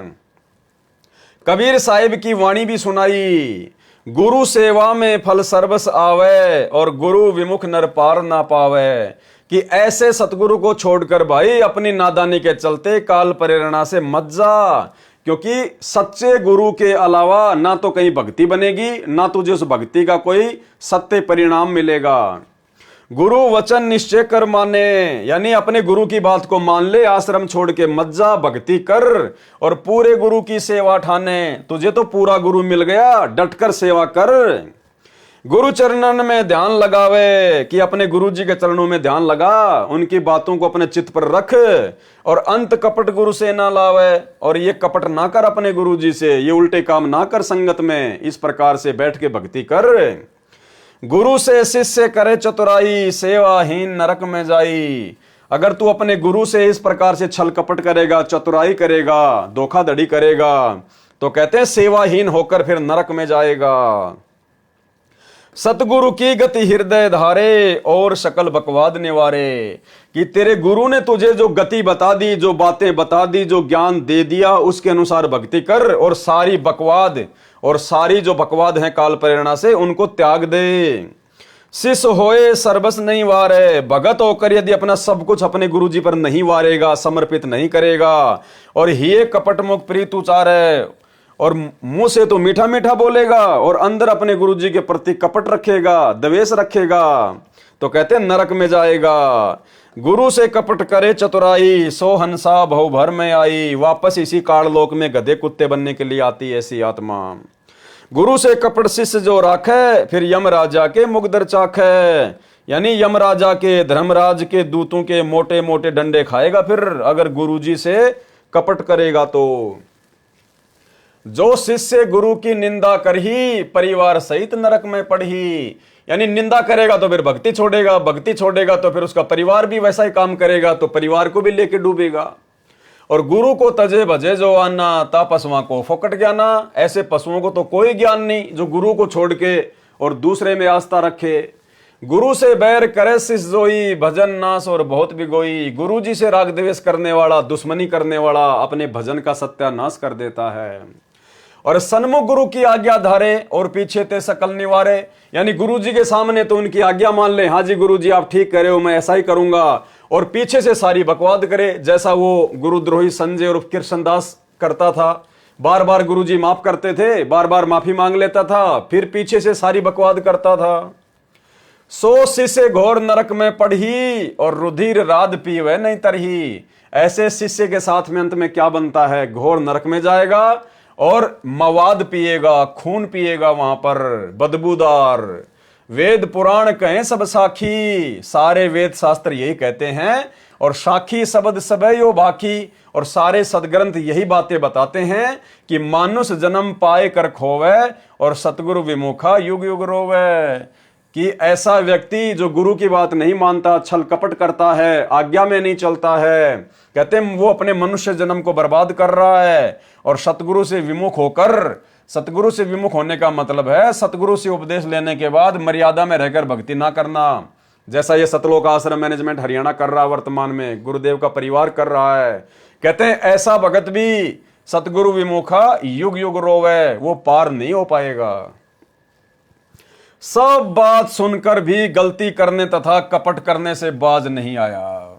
यानी गुरुदेव ने बहुत समझाया, बार बार समझाया, उसने भी माफी मांगी, लेकिन वो अपनी हरकतों से बाज नहीं आया। इस दास ने उससे पूछा कि क्या ये भक्ति विधि वर्तमान में किसी संत के पास है। जब वो आश्रम छोड़ के जाने लगा तो गुरुजी ने पूछा कि तू भाई कहां जाएगा, चल तू ही बता दे, जो ज्ञान आज मैं दे रहा हूं, क्या मेरे अलावा ये ज्ञान आज धरती पर किसी के पास है, किसी संत के पास है।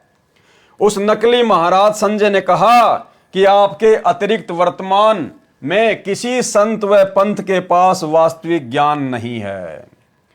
इस दास ने कहा कि जानबूझकर क्यों अपने नाम को बार बार खंड कर रहे हो। उस नकली गुरु ने कहा कि आज के बाद सही चलूंगा। कहा कि गुरुजी ठीक है, आज के बाद मैं बिल्कुल सही चलूंगा और कोई गलती नहीं करूंगा। और क्या बोला उस नकली गुरु ने, कहा कि आज के बाद सही चलूंगा, मैं अपने घर पर रहूंगा, मेरी माताजी बीमार रहती है, घर पर काम करूंगा तथा आपके दर्शन करने भी आता रहूंगा। यानी मन में तो दोष उसके आ ही चुका था, उसको तो संत बनने की भूख बुरी तरह से काल ने जागृत कर दी थी। और कहा कि महाराज जी मैं आश्रम में नहीं रहूंगा, मैं अपने घर बैठ के भक्ति कर लूंगा और मेरी माता जी की सेवा करूंगा और बीच बीच में आपके दर्शन करने के लिए आता रहूंगा। मतलब इतना होने के बाद भी गुरुजी ने उसको गुरुद्रोही घोषित नहीं किया। वो आश्रम छोड़ के चला गया, उसके बाद भी गुरुजी ने उसको गुरुद्रोही घोषित नहीं किया और 2 से 3 वर्ष का समय हो गया। और पवन दास को पहली बार में झूठी शिकायत में ध्यान रखना, इस टॉपिक पर चाहे 1 वीडियो बने या 2 वीडियो बने, इसके बाद में इसका निष्कर्ष निकलेगा। और ये जो कृष्ण उर्फ संजय जो गुरुद्रोही हो चुका है, इसने भी इस भक्ति और भगवान पुस्तक को पढ़ने के बाद में सतगुरु रामपाल जी परमेश्वर जी के विरुद्ध एक पुस्तक निकाली है जिसका नाम था शैतान बन्या भगवान। यानी गुरुदेव के खिलाफ उसने बहुत सारी अभद्र बातें और बेबुनियाद बातें उस 30 पेज की पुस्तक में की है। दास आपको इस गुरुद्रोही संजय उर्फ कृष्ण दास की वो पुस्तक भी पढ़ाएगा, दिखाएगा। और उस पुस्तक को पढ़ने के बाद में भाई और बहनों आप इतने दृढ़ हो जाओगे, इतने दृढ़ हो जाओगे, काल के षड्यंत्र से इतने परिचित हो जाओगे कि आप शौपन में भी कभी अपने गुरुदेव के अलावा किसी और में आस्था करने की सोचोगे भी नहीं।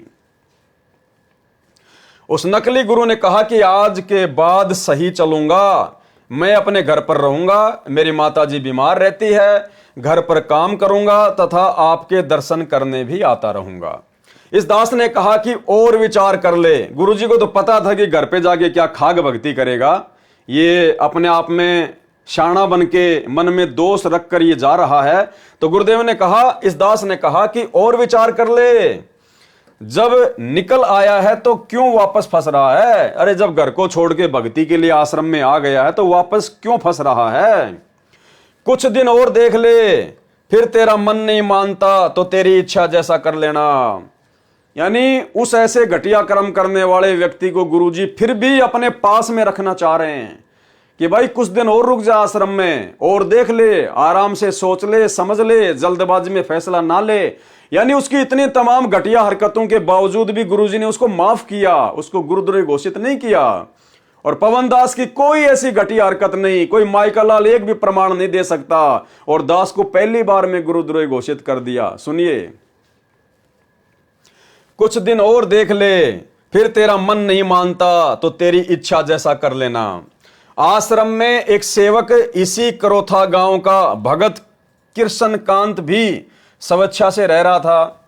एक उसी का नाम राशि और था कृष्ण कांत और उसी के गांव का था। वो भगत भी करोथा आश्रम में ही गुरुजी के पास में रहा करता था। उस नकली महाराज ने भगत कृष्ण कांत से कहा कि यहां कुछ नहीं है, अपने घर चला जा। यानी गुरुजी के साथ में तो छल कपट की बातें कर रहा कि मैं घर बैठ के भक्ति कर लूंगा, बीच बीच में आपके दर्शन करने आ जाऊंगा। और जाते समय जो उसी के गांव का, उसी के नाम का एक और भगत था कृष्णकांत, उससे कहा, अरे क्या रखा आश्रम में, तू भी चला जा घर पे, मैं जा रहा हूं, कुछ नहीं है यहां, मेरे रहते सहते निकल जा। क्या बोला वो गुरुद्रोही उस भगत को कि मेरे रहते सहते निकल जा तू। भगत कृष्णकांत ने कहा कि तुझे जाना है तो जा, महाराज जी के प्रति ऐसी बातें मत कह। पहले तू सबको कहता फिरता था कि संत रामपाल जी स्वयं परमेश्वर आए हैं, कबीर साहिब ही दोबारा अपना ज्ञान कराने आए हैं। अब अपने मुख से क्या बोल रहा है? भगत संजय दास, तुझे शर्म आनी चाहिए। आज पृथ्वी पर ऐसा संत नहीं है। संजय उर्फ कृष्ण दास ने अगले दिन मुझदास से कहा कि मैं जा रहा हूं और चला गया। फिर पता चला वह अपने घर न जाकर एक पाठ पर पहुंच गया। अब देखो घटिया हरकतें काल ऐसे करवाता है। गुरुजी से तो बोला मैं मेरे घर पे जा रहा हूं, मेरी माता बीमार है, घर बैठ के भक्ति करूंगा। लेकिन आश्रम से निकलते कहां गया? जहां पर पाठ चल रहा था वहां चला गया सीधा। फिर पता चला वह अपने घर न जाकर एक पाठ पर पहुंचा। वहां पर भक्तों ने पूछा कि क्या आप महाराज जी से आज्ञा लेकर पाठ पर आए हो? उसने कहा हां हां, आज्ञा लेकर पाठ पर आया हूं, आज्ञा लेकर पाठ पर आया हूं। एक भगत बाद में पाठ पर गया, उसने नकली संत को पाठ पर देखा तो पूछा, आप तो महाराज जी से घर जाने की कह रहे थे, यहां कैसे आ गए? उस नकली गुरु संजय उर्फ कृष्णदास ने कहा कि यदि महाराज जी मुझे 2 लाख रुपए दें तथा एक पिस्तौल दें तब मैं आश्रम में रह सकता हूं।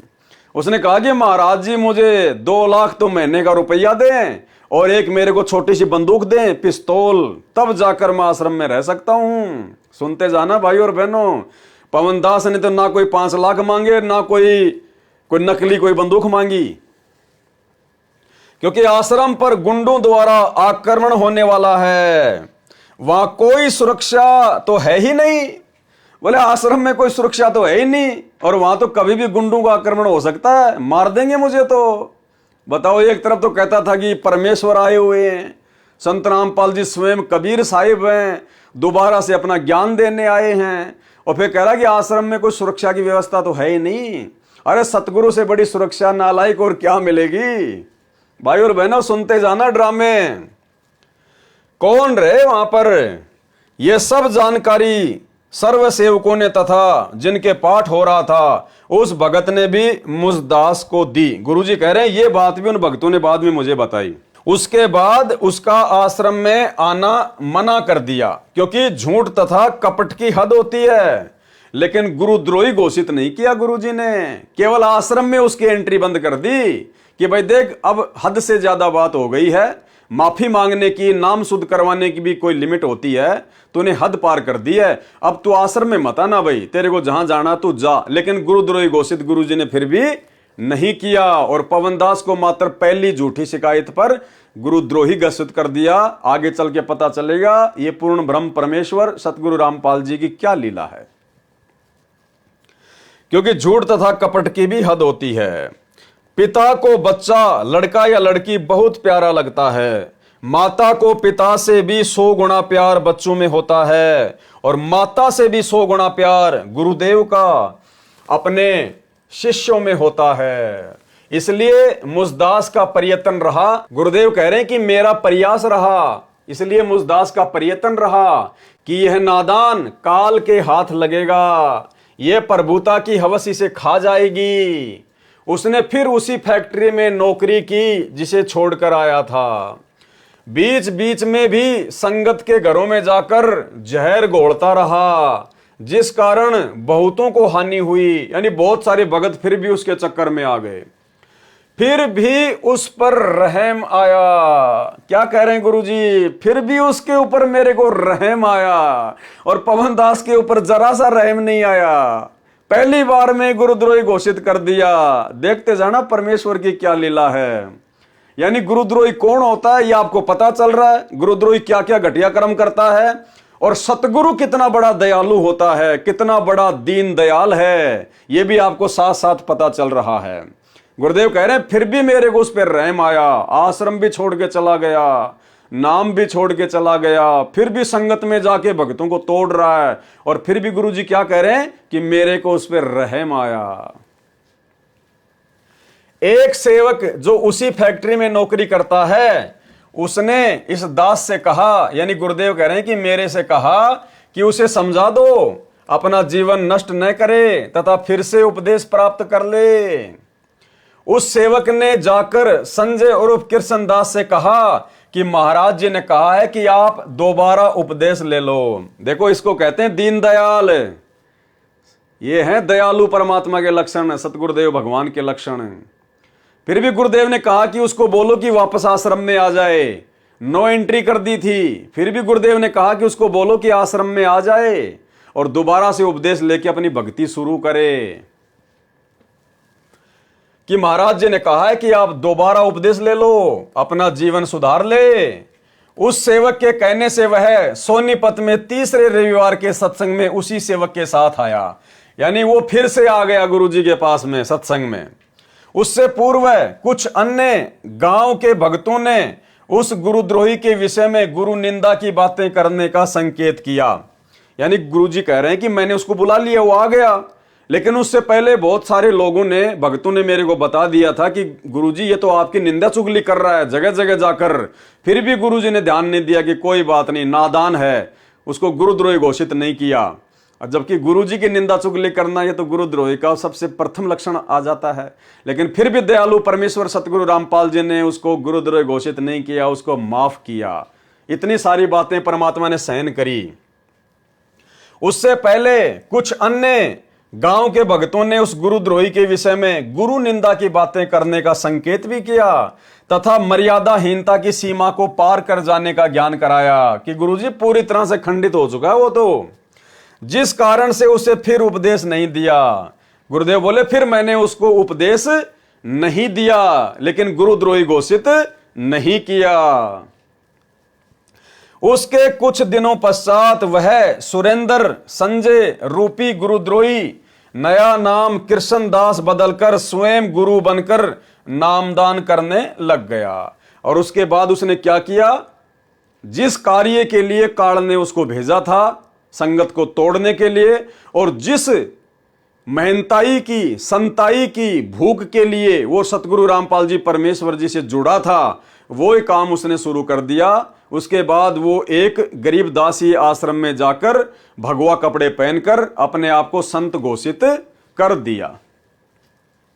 उसके कुछ दिनों बाद वह सुरेंद्र अर्थात संजय रूपी गुरुद्रोही नया नाम कृष्णदास बदलकर, यानी संजय नाम से कृष्णदास नाम रखकर स्वयं गुरु बनकर नामदान करने लग गया। यानी जो नाम सतगुरु रामपाल जी परमेश्वर जी से उसने लिए थे वही नाम वो लोगों को आगे देने लग गया। इस विषय में परमेश्वर कबीर साहिब कबीर देव जी ने कहा है, कबीर जान बूझ सांची तजय करे झूठ से ने, ताकि संगत है प्रभु शौपन में भी ना दे। कबीर राज त्यागना सहज है, सहज औरत का ने, मान बढ़ाई ईर्ष्या दुर्लभ तजना ये।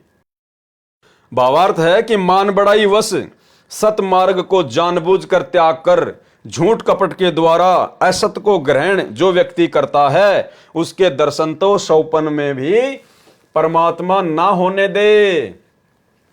ऐसे व्यक्ति से भगत को बहुत सावधान रहना चाहिए। आदरणीय गरीबदास जी महाराज जी ने कहा है, गुरुद्रोही की पैड़ पर जय पग आवे वीर, और 84 निश्चय पड़े सतगुरु कहें कबीर। यानी ऐसे गुरुद्रोही व्यक्ति का यदि कोई संपर्क करता है, उससे ज्ञान चर्चा करता है या उसकी बातों को ग्रहण करता है, तो कहते हैं वो भी उसी के साथ फिर नरक में जाने योग्य होता है। भावार्थ है कि संत गरीबदास जी ने कहा है कि जो साधक गुरुद्रोही हो जाता है उसका संग नहीं करना चाहिए, उसकी संगति नहीं करनी चाहिए।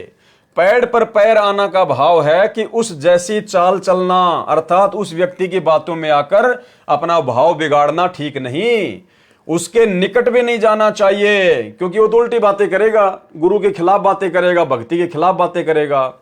गुरुद्रोही को पागल कुत्ता जानना चाहिए। स्वस्थ कुत्ते को तो रोटी डालनी चाहिए, परंतु पागल को तो आहार कराना भी खतरे से खाली नहीं है। यानी गुरुद्रोही कैसा होता है, गुरुद्रोही की क्या पहचान होती है, गुरुद्रोही के क्या लक्षण होते हैं, ये आप इस वीडियो के माध्यम से भली भांति जान रहे हैं, पहचान रहे हैं। और इसके विपरीत इस पवन दास में, जो कि अपने गुरुदेव भगवान ने अपने मिशन के तहत, अपनी लीला के तहत, अपने मार्ग को आगे बढ़ाने के लिए, संगत में छटनी करने के लिए जो दास के ऊपर रहम किया, दास को गुरुद्रोही घोषित किया, दास को परमात्मा ने सेवा बख्शी, उस माध्यम से परमात्मा क्या समझाना चाह रहे हैं। यदि उस गुरुद्रोही व्यक्ति के पास गुरु भगत जाता है तो वह अवश्य नाम रहित होकर नरक तथा 84 लाख प्राणियों की योनियों में नाना प्रकार के कष्ट भोगता है। संत गरीबदास जी महाराज अपने परमेश्वर कबीर साहिब जी को भी साक्षी रखकर कह रहे हैं कि गुरुद्रोही इतना भयंकर प्राणी हो जाता है, उससे कभी संपर्क नहीं करना चाहिए। ये मेरे प्रभु कबीर साहिब जी भी कहते हैं, गरीब कोटि वर्ष करो संगत संतों की, पत्थर का जल में क्या भीजे, चंदन बन में रंग ला दे, पर बांस बिटम्बी ना सीजे। आदरणीय गरीबदास जी महाराज ने ऐसे ही महिमा के भूखों के विषय में कहा है, जैसे पत्थर को चाहे कितने समय तक जल में डाले रखो, उसमें जल का शीतल गुण नहीं आता है, बाहर निकाल कर एक दूसरे से रगड़ने से वैसे ही अग्नि निकलती है। ऐसे ही पत्थर जैसे प्राणी को कितना ही समय तक संत का साथ मिले, उसका स्वभाव नहीं बदल सकता। जिस प्रकार वो कृष्णदास और जिस प्रकार वर्तमान में स्वयं सतगुरु रामपाल जी परमेश्वर का कलयुगी परिवार, सतलोक आश्रम मैनेजमेंट हरियाणा, ये कोऑर्डिनेटर, अरे 20 वर्ष तक सतगुरु की संगति की, 28 वर्ष तक सतगुरु की संगति करी, और सतगुरु थोड़े समय के लिए अपने मिशन के तहत जेल में क्या चले गए, तुमने सारे घटिया कर्म करने शुरू कर दिए। उस पत्थर की तरह रगड़गा मारते चिंगारी निकलने लग गई, राजनीति करने लग गए, स्टेडियम बनवाने लग गए, घटिया कर्म करने लग गए, आरक्षणों में बैठने लग गए, दुनियादारी से यारी दोस्ती करने लग गए, गुंडों की सीबीआई जांच करवाने लग गए, भक्तों को भक्ति मार्ग से दूर करने लग गए। सतगुरु के जेल जाते ही पत्थर जैसे लोग।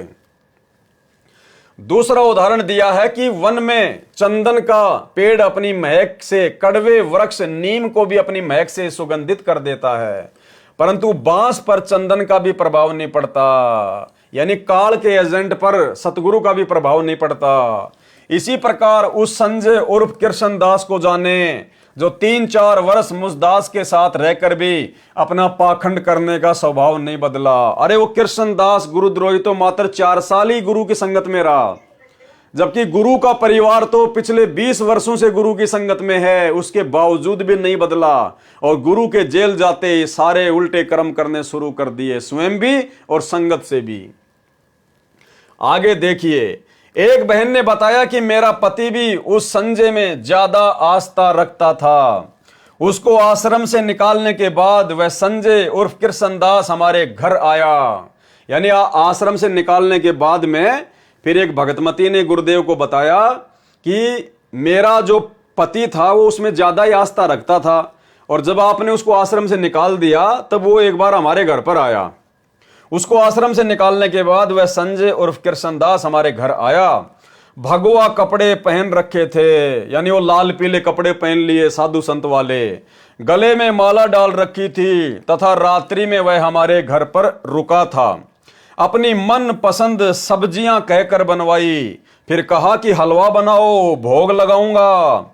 उस बहन ने अपने पति से कहा कि हलवा बनाने को कह रहा है, हमारी स्थिति तो दाल रोटी की है, फिर भी उधार करके हलवा बनाया। जी खोल कर निंदा की तथा मेरे पति का भाव खराब कर दिया। उसने हमारा भी आपसे मिलना बंद करा दिया तथा स्वयं भी नाम खंड कर लिया। जिस दुकान से परिवार पोषण हो रहा था वह कुछ ही दिनों में ठप हो गई, भूखे रहने लगे। एक दिन एक बहन ने बताया कि सतगुरु रामपाल जी महाराज कह रहे थे कि जिन जिन के घर वह संजय सुनसुनिया घूम रहा है उन्हीं को भारी नुकसान उठाना पड़ रहा है। तब मुझे होश आया कि हमारे घर पर भी गया था। उसी दिन के बाद हमारे बुरे दिन लगे। अपने पति से छुपकर उस बहन ने दोबारा नामदान मुसदास रामपाल दास से लिया। फिर अपने पति को समझाया, परंतु वह मानने को तैयार नहीं था। कुछ दिनों के बाद उस बहन ने अपने पति से कह दिया कि मैंने उपदेश ले लिया है, आपने जो करना है कर लो। कुछ महीनों के बाद उसके पति ने भी नामदान दोबारा लिया तथा अपनी गलती की क्षमा याचना की। आज उसी भगत की दुकान मुख्य बाजार में धूम धड़ाके से चल रही है। वह संजय उर्फ कृष्णदास मुसदास के एक भगत के घर सांपला में रुका। गुरुदेव कह रहे हैं कि हमारे भगत के घर सांपला में रुका। सांपला कोई गांव है। उन्होंने इसकी बहुत सेवा की। कुछ दिन बाद उस भगत की पत्नी के पेट में पानी की रसोली होकर फूट गई।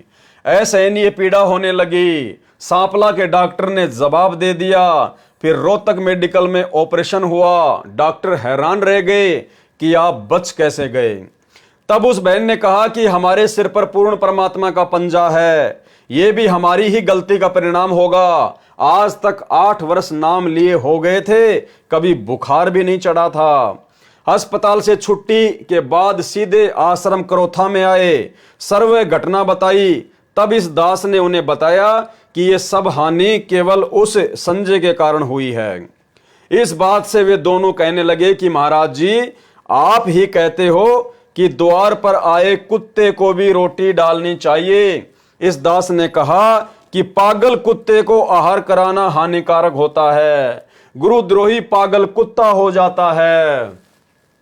श्रद्धालुओं ने इस दास की बात पर विशेष ध्यान नहीं दिया, चले गए। कुछ ही महीनों पश्चात उनके दोनों लड़कों की भयंकर दुर्घटना हो गई। दोनों बच्चे के सब दांत बाहर निकल गए। इलाज करवाया, परंतु लड़के की पीड़ा बढ़ती ही जा रही थी। लड़का उस समय 12 वर्ष की आयु का था। लड़के ने कहा कि मुझे गुरुजी के पास आश्रम करोथा में ले चलो, मैं वहीं ठीक होऊंगा। डॉक्टर ने सफर करने, हिलने डुलने आदि से सख्त मना कर रखा था। लड़के का आग्रह देखकर लड़के को लेकर मुसदास के पास आए। आते ही लड़के ने दंडवत प्रणाम किया। उस बच्चे की दशा देखकर मुसदास को बहुत तरस आया तथा उनसे कहा कि आप दोबारा उपदेश लो और आगे से उस गुरुद्रोही को दूर से भी प्रणाम मत करना। उसके पश्चात उसी दिन उस बच्चे का दर्द समाप्त हो गया। दांत जो हिल रहे थे जाम हो गए। उससे तीसरे दिन दिल्ली में पंजाब खोड़ गांव में रविवार का सत्संग था। वहां वह लड़का तथा उसका पिताजी दोनों सत्संग सुनने पहुंचे तथा सारी कहानी बताई। उसके बाद सुख से रह रहे हैं। एक बार दिल्ली में नजफगढ़ में 5 दिवसीय सत्संग हुआ था। उसके पोस्टर लगाने ये नकली महाराज संजय, जो कृष्णदास बना हुआ है, अन्य सेवकों के साथ सेवा करने गया हुआ था। नजफगढ़ के आसपास के भक्तों ने इसको गुरुजी के तुल्य आदर सत्कार दिया। बताओ, संगत इतनी नादान। 3 साल से घटनाक्रम चल रहा है। पूरी संगत को गुरुजी ने कई बार बता दिया कि इसको आश्रम से निकाल दिया है, ये गुरुद्रोही है, इसके संपर्क में मत रहो, बहुत सारे भक्तों को नुकसान हो चुका है। फिर भी संगत के कान पर जूं नहीं रहेंगी और फिर भी उसको उसी प्रकार से अपने गुरुजी के जैसा आदर सम्मान देने लग गई। अन्य सेवकों के साथ सेवा करने लगा हुआ था। नजफगढ़ के आसपास के भक्तों ने इसको गुरुजी के समान आदर सत्कार दिया। इसको सारा प्रसाद चाय के साथ बिस्कुट, बर्फी आदि देते थे और वह पहले उठाता फिर अन्य को वितरित किया जाता था। अनजान संगत को पता नहीं था कि वे गुरु भर्ता पद से गिर रहे हैं। भाई और बहनों, उन भक्तों ने क्या किया? जो भी प्रसाद बनता था, चाय, बिस्कुट, बर्फी, लड्डू, सबसे पहले वो कृष्णदास के सामने लेके जाते थे। पहले वो खाता, फिर भक्तों में बांटा जाता। जबकि साध संगतियों में एक आध बार ऐसी घटना हुई है। दास के पास में कुछ भगत इस प्रकार से सबसे पहले कोई शिकंजी या दूध या प्रसाद लेकर आए और सबको पता है, साध संगत वाले भाई बहनों को। दास ने कहा कि भगत जी, ये क्या कर रहे हो आप? अरे मेरे से पहले आप कितने भक्तों को पार करके आए हो, वो क्या भगत नहीं है? मैं कोई स्पेशल हूं क्या? हम सब परमात्मा के बच्चे हैं, 2 कोटि के जीव हैं, समान हैं। अगर पवनदास को विशेष महत्व दोगे तो परमात्मा नीचे गिरा देगा। ये गलती दोबारा मत करना। और दास ने वो प्रसाद नहीं लिया कि पहले परमात्मा के बाकी बच्चों को दो, उसके बाद में दास लेगा। क्योंकि भाई और बहनों, ये माइनस पॉइंट है जो परमात्मा हमें बता चुके हैं, समझा चुके हैं। इसलिए हम सत्सेवक अब वो गलतियां नहीं करने वाले। तो इस प्रकार से भक्तों ने भी गलतियां नहीं करनी है। किसी भगत को विशेष महत्व देते हुए सबसे पहले उसको सम्मान आदि नहीं देना विशेष। सब परमात्मा के बच्चे हैं, परमात्मा की दृष्टि में सब बराबर हैं। चाहे कोई कहीं का भी हो और कैसा भी हो, चाहे मेरे जैसा कोई बहुत ज्यादा बोलता हो या किसी को बोलना ना आता हो, परमात्मा की दृष्टि में दोनों आत्मा बराबर हैं। इसको सारा प्रसाद चाय के साथ बिस्कुट, बर्फी आदि देते थे और वह पहले उठाता फिर अन्य को वितरित किया जाता था। अनजान संगत को पता नहीं था कि वे गुरु भर्ता पद से गिर रहे हैं, जिसका भयंकर परिणाम होता है। कुछ दिनों के पश्चात एक भगत का लड़का मर गया।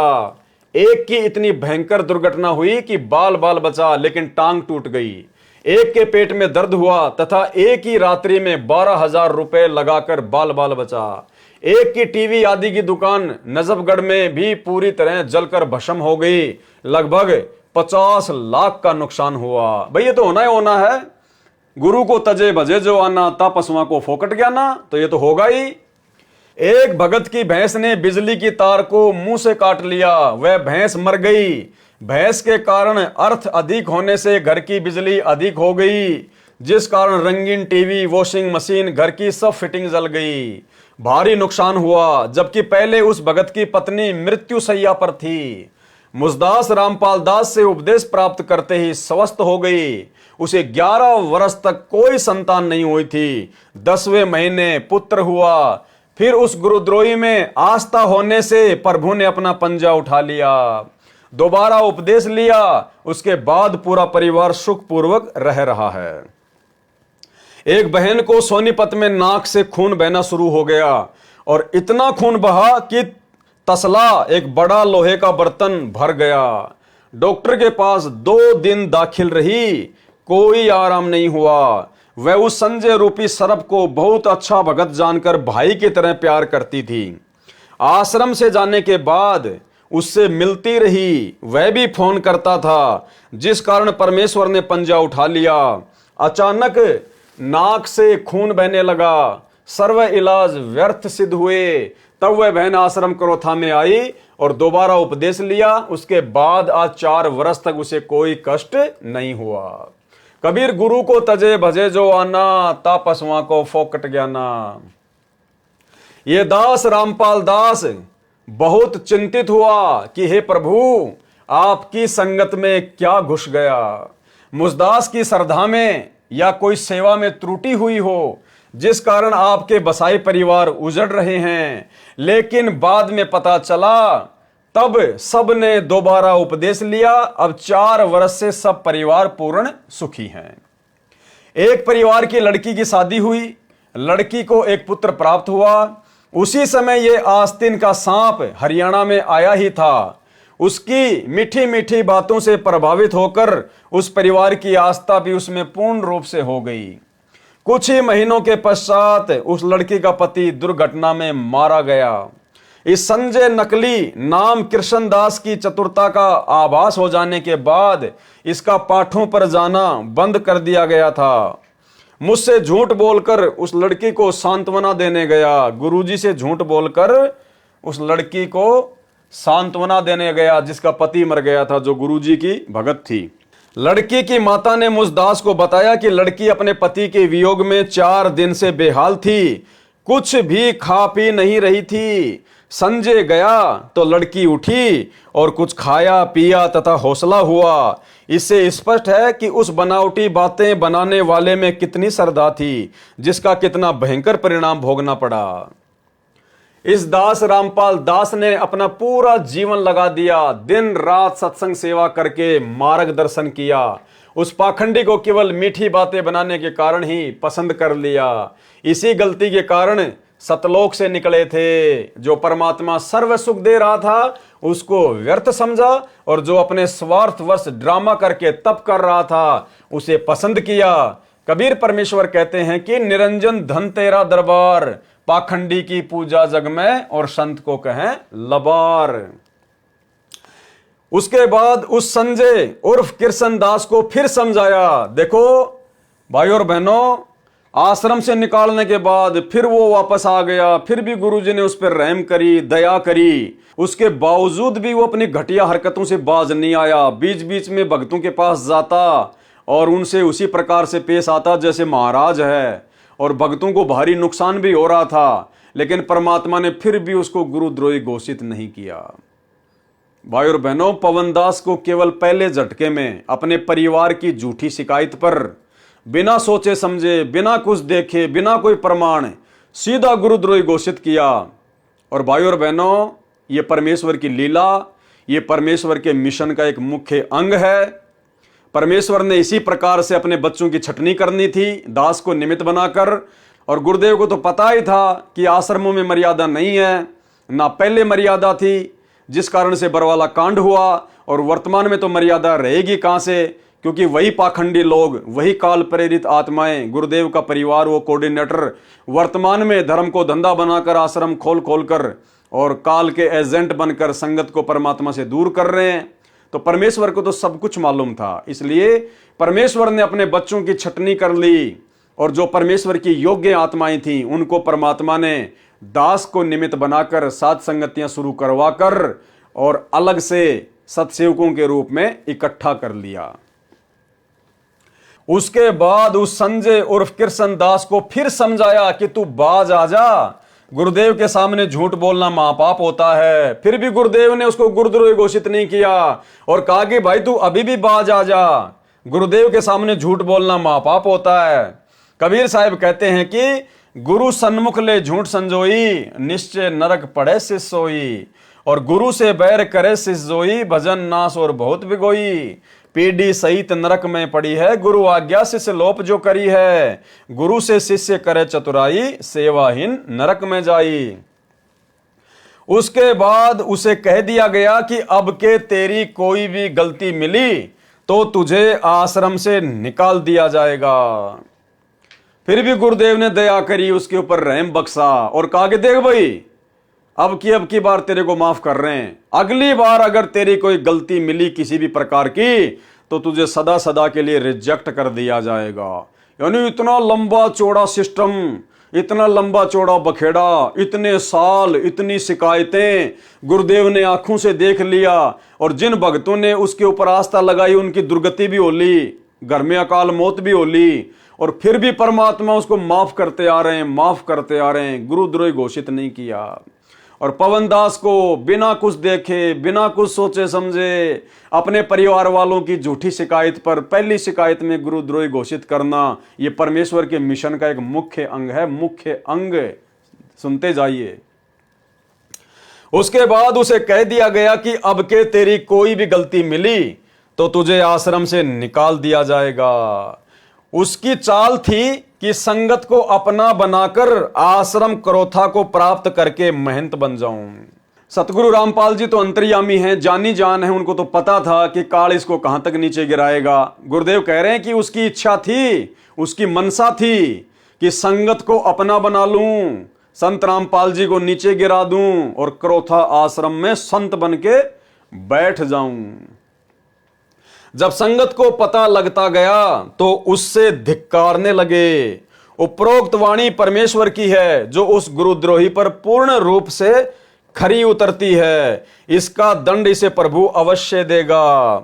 जिस कारण से उसकी सब चाल असफल हो गई तो वह आश्रम छोड़कर मना करते करते चला गया। फिर वो आश्रम छोड़कर चला गया। उस लड़के की माताजी आश्रम में आई। कौन सी लड़की? जिसका पति मर गया था, जो 4 दिन से खाना पीना नहीं खा रही थी। लेकिन जैसे ही वो संजय गुरुद्रोही उनके घर पर उनको सांत्वना देने गया तो उसकी तुरंत बात मान ली और खाना खा लिया। उसकी मां जब आश्रम में आई तो उसने पूछा कि संजय भगत जी कहां हैं? इस दास ने कहा कि वह तो आश्रम छोड़कर जा चुका है। उस नादान की अनजान संगत पर इतनी छाप थी कि उस बहन ने कहा कि महाराज जी वह आश्रम भले ही छोड़कर गया लेकिन वह आपको नहीं छोड़ सकता। वो माई बोली कि वो भले आश्रम छोड़ के चला गया लेकिन गुरुजी वो आपको नहीं छोड़ सकता। यानी उसने इस कदर लोगों को भ्रमित कर रखा था। उस जैसा तो एक भी भगत नहीं है। तब उस नादान को समझाया कि आप गुरुजी से अधिक जानने लग गई क्या? आपको पता नहीं वह क्या था। लड़की व उसके परिवार ने पुण्य उपदेश प्राप्त किया। उसके पश्चात लगभग 4 वर्ष हो चुके हैं। उनके किसी पशु को भी हानि नहीं हुई। यह सब दुख का कारण वही संजय रूपी दीमक था। तो भाई और बहनों, ये पुस्तक भक्ति और भगवान जो कि आपको गुरुद्रोही की परिभाषा समझाएगी, गुरुद्रोही के लक्षण समझाएगी और किन परिस्थितियों में कितने सारे सबूत और प्रमाण देखने के बाद सतगुरुदेव भगवान उस आत्मा को गुरुद्रोही घोषित करते हैं, उस आत्मा को आश्रम से निकालते हैं। ये सारी बातें आपको ये पुस्तक भक्ति और भगवान समझाएगी। तो आज इस वीडियो में केवल इतना ही। और कल रात्रि 9 बजे सभी भाई बहन लाइव जुड़िए। इसके आगे का जो पार्ट है वो कल रात्रि में लाइव चलेगा। और ये पुस्तक भक्ति और भगवान हमारे बहुत सारी भ्रमणाओं का सत्यानाश कर देगी और हमें परमेश्वर के आशीर्वाद से, परमेश्वर द्वारा लिखी गई ये पुस्तक जो हम इसके वीडियो बना रहे हैं, हम समझ रहे हैं, ये पुस्तक हमें भक्ति मार्ग पर इतना दृढ़ कर देगी कि यहाँ के छोटे मोटे भगत तो छोड़िए, काल प्रेरित उनके एजेंट तो छोड़िए, स्वयं ज्योति निरंजन भी धरती पर उतरकर अगर संत रामपाल जी के भक्तों को भ्रमित करने की कुछ चेष्टा करे तो वो भी मुंह की खा के जाएगा, मुंह की खा के। और ये विशेष दया, ये विशेष मेहर परमेश्वर ने 7 संगतियों पर बख्शी है क्योंकि वर्तमान में ज्यादा से ज्यादा संख्या में केवल साध संगति से जुड़े हुए सत्सेवक भाई बहन ही इन वीडियो को देख रहे हैं, समझ रहे हैं और दृढ़ होते जा रहे हैं। बाकी संगत जिनको डरा रखा है साध संगतियों के नाम से, मुझ पवन दास को गुरुद्रोही घोषित करवाकर मेरे वीडियो देखने के लिए लोगों को मना कर रखा है, वो संगत आने वाले समय में रोएगी, पछताएगी।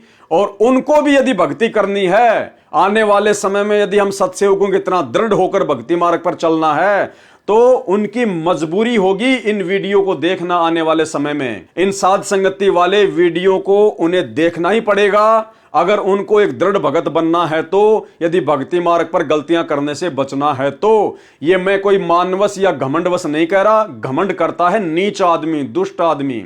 मैं परमेश्वर जी के ज्ञान आधार से आपको बता रहा हूं, समझा रहा हूं, क्योंकि दास को सतगुरु रामपाल जी भगवान ने वर्तमान में अपनी संगत में निमित्त बनाकर खड़ा किया है, ताकि भाई बहनों के साथ साथ संगति करके ज्ञान आधार से चर्चा करके और परमेश्वर के ज्ञान के ऊपर दृढ़ होकर काल भगवान के षड्यंत्र को काट सकें। और उसके लिए परमेश्वर का आशीर्वाद आप और हमारे साथ में विशेष रूप से रहेगा उन आत्माओं के ऊपर जो आत्माएं निसंशय होकर ज्ञान को आधार बनाकर साध संगति से जुड़ी रहेंगी। तो अगला पार्ट कल रात्रि 9 बजे सभी भाई बहन लाइव जुड़िए। तब तक गुरुदेव भगवान से आशीर्वाद लेते हैं, इजाजत लेते हैं। बंदी छोड़ सतगुरु रामपाल जी परमेश्वर जी की जय हो।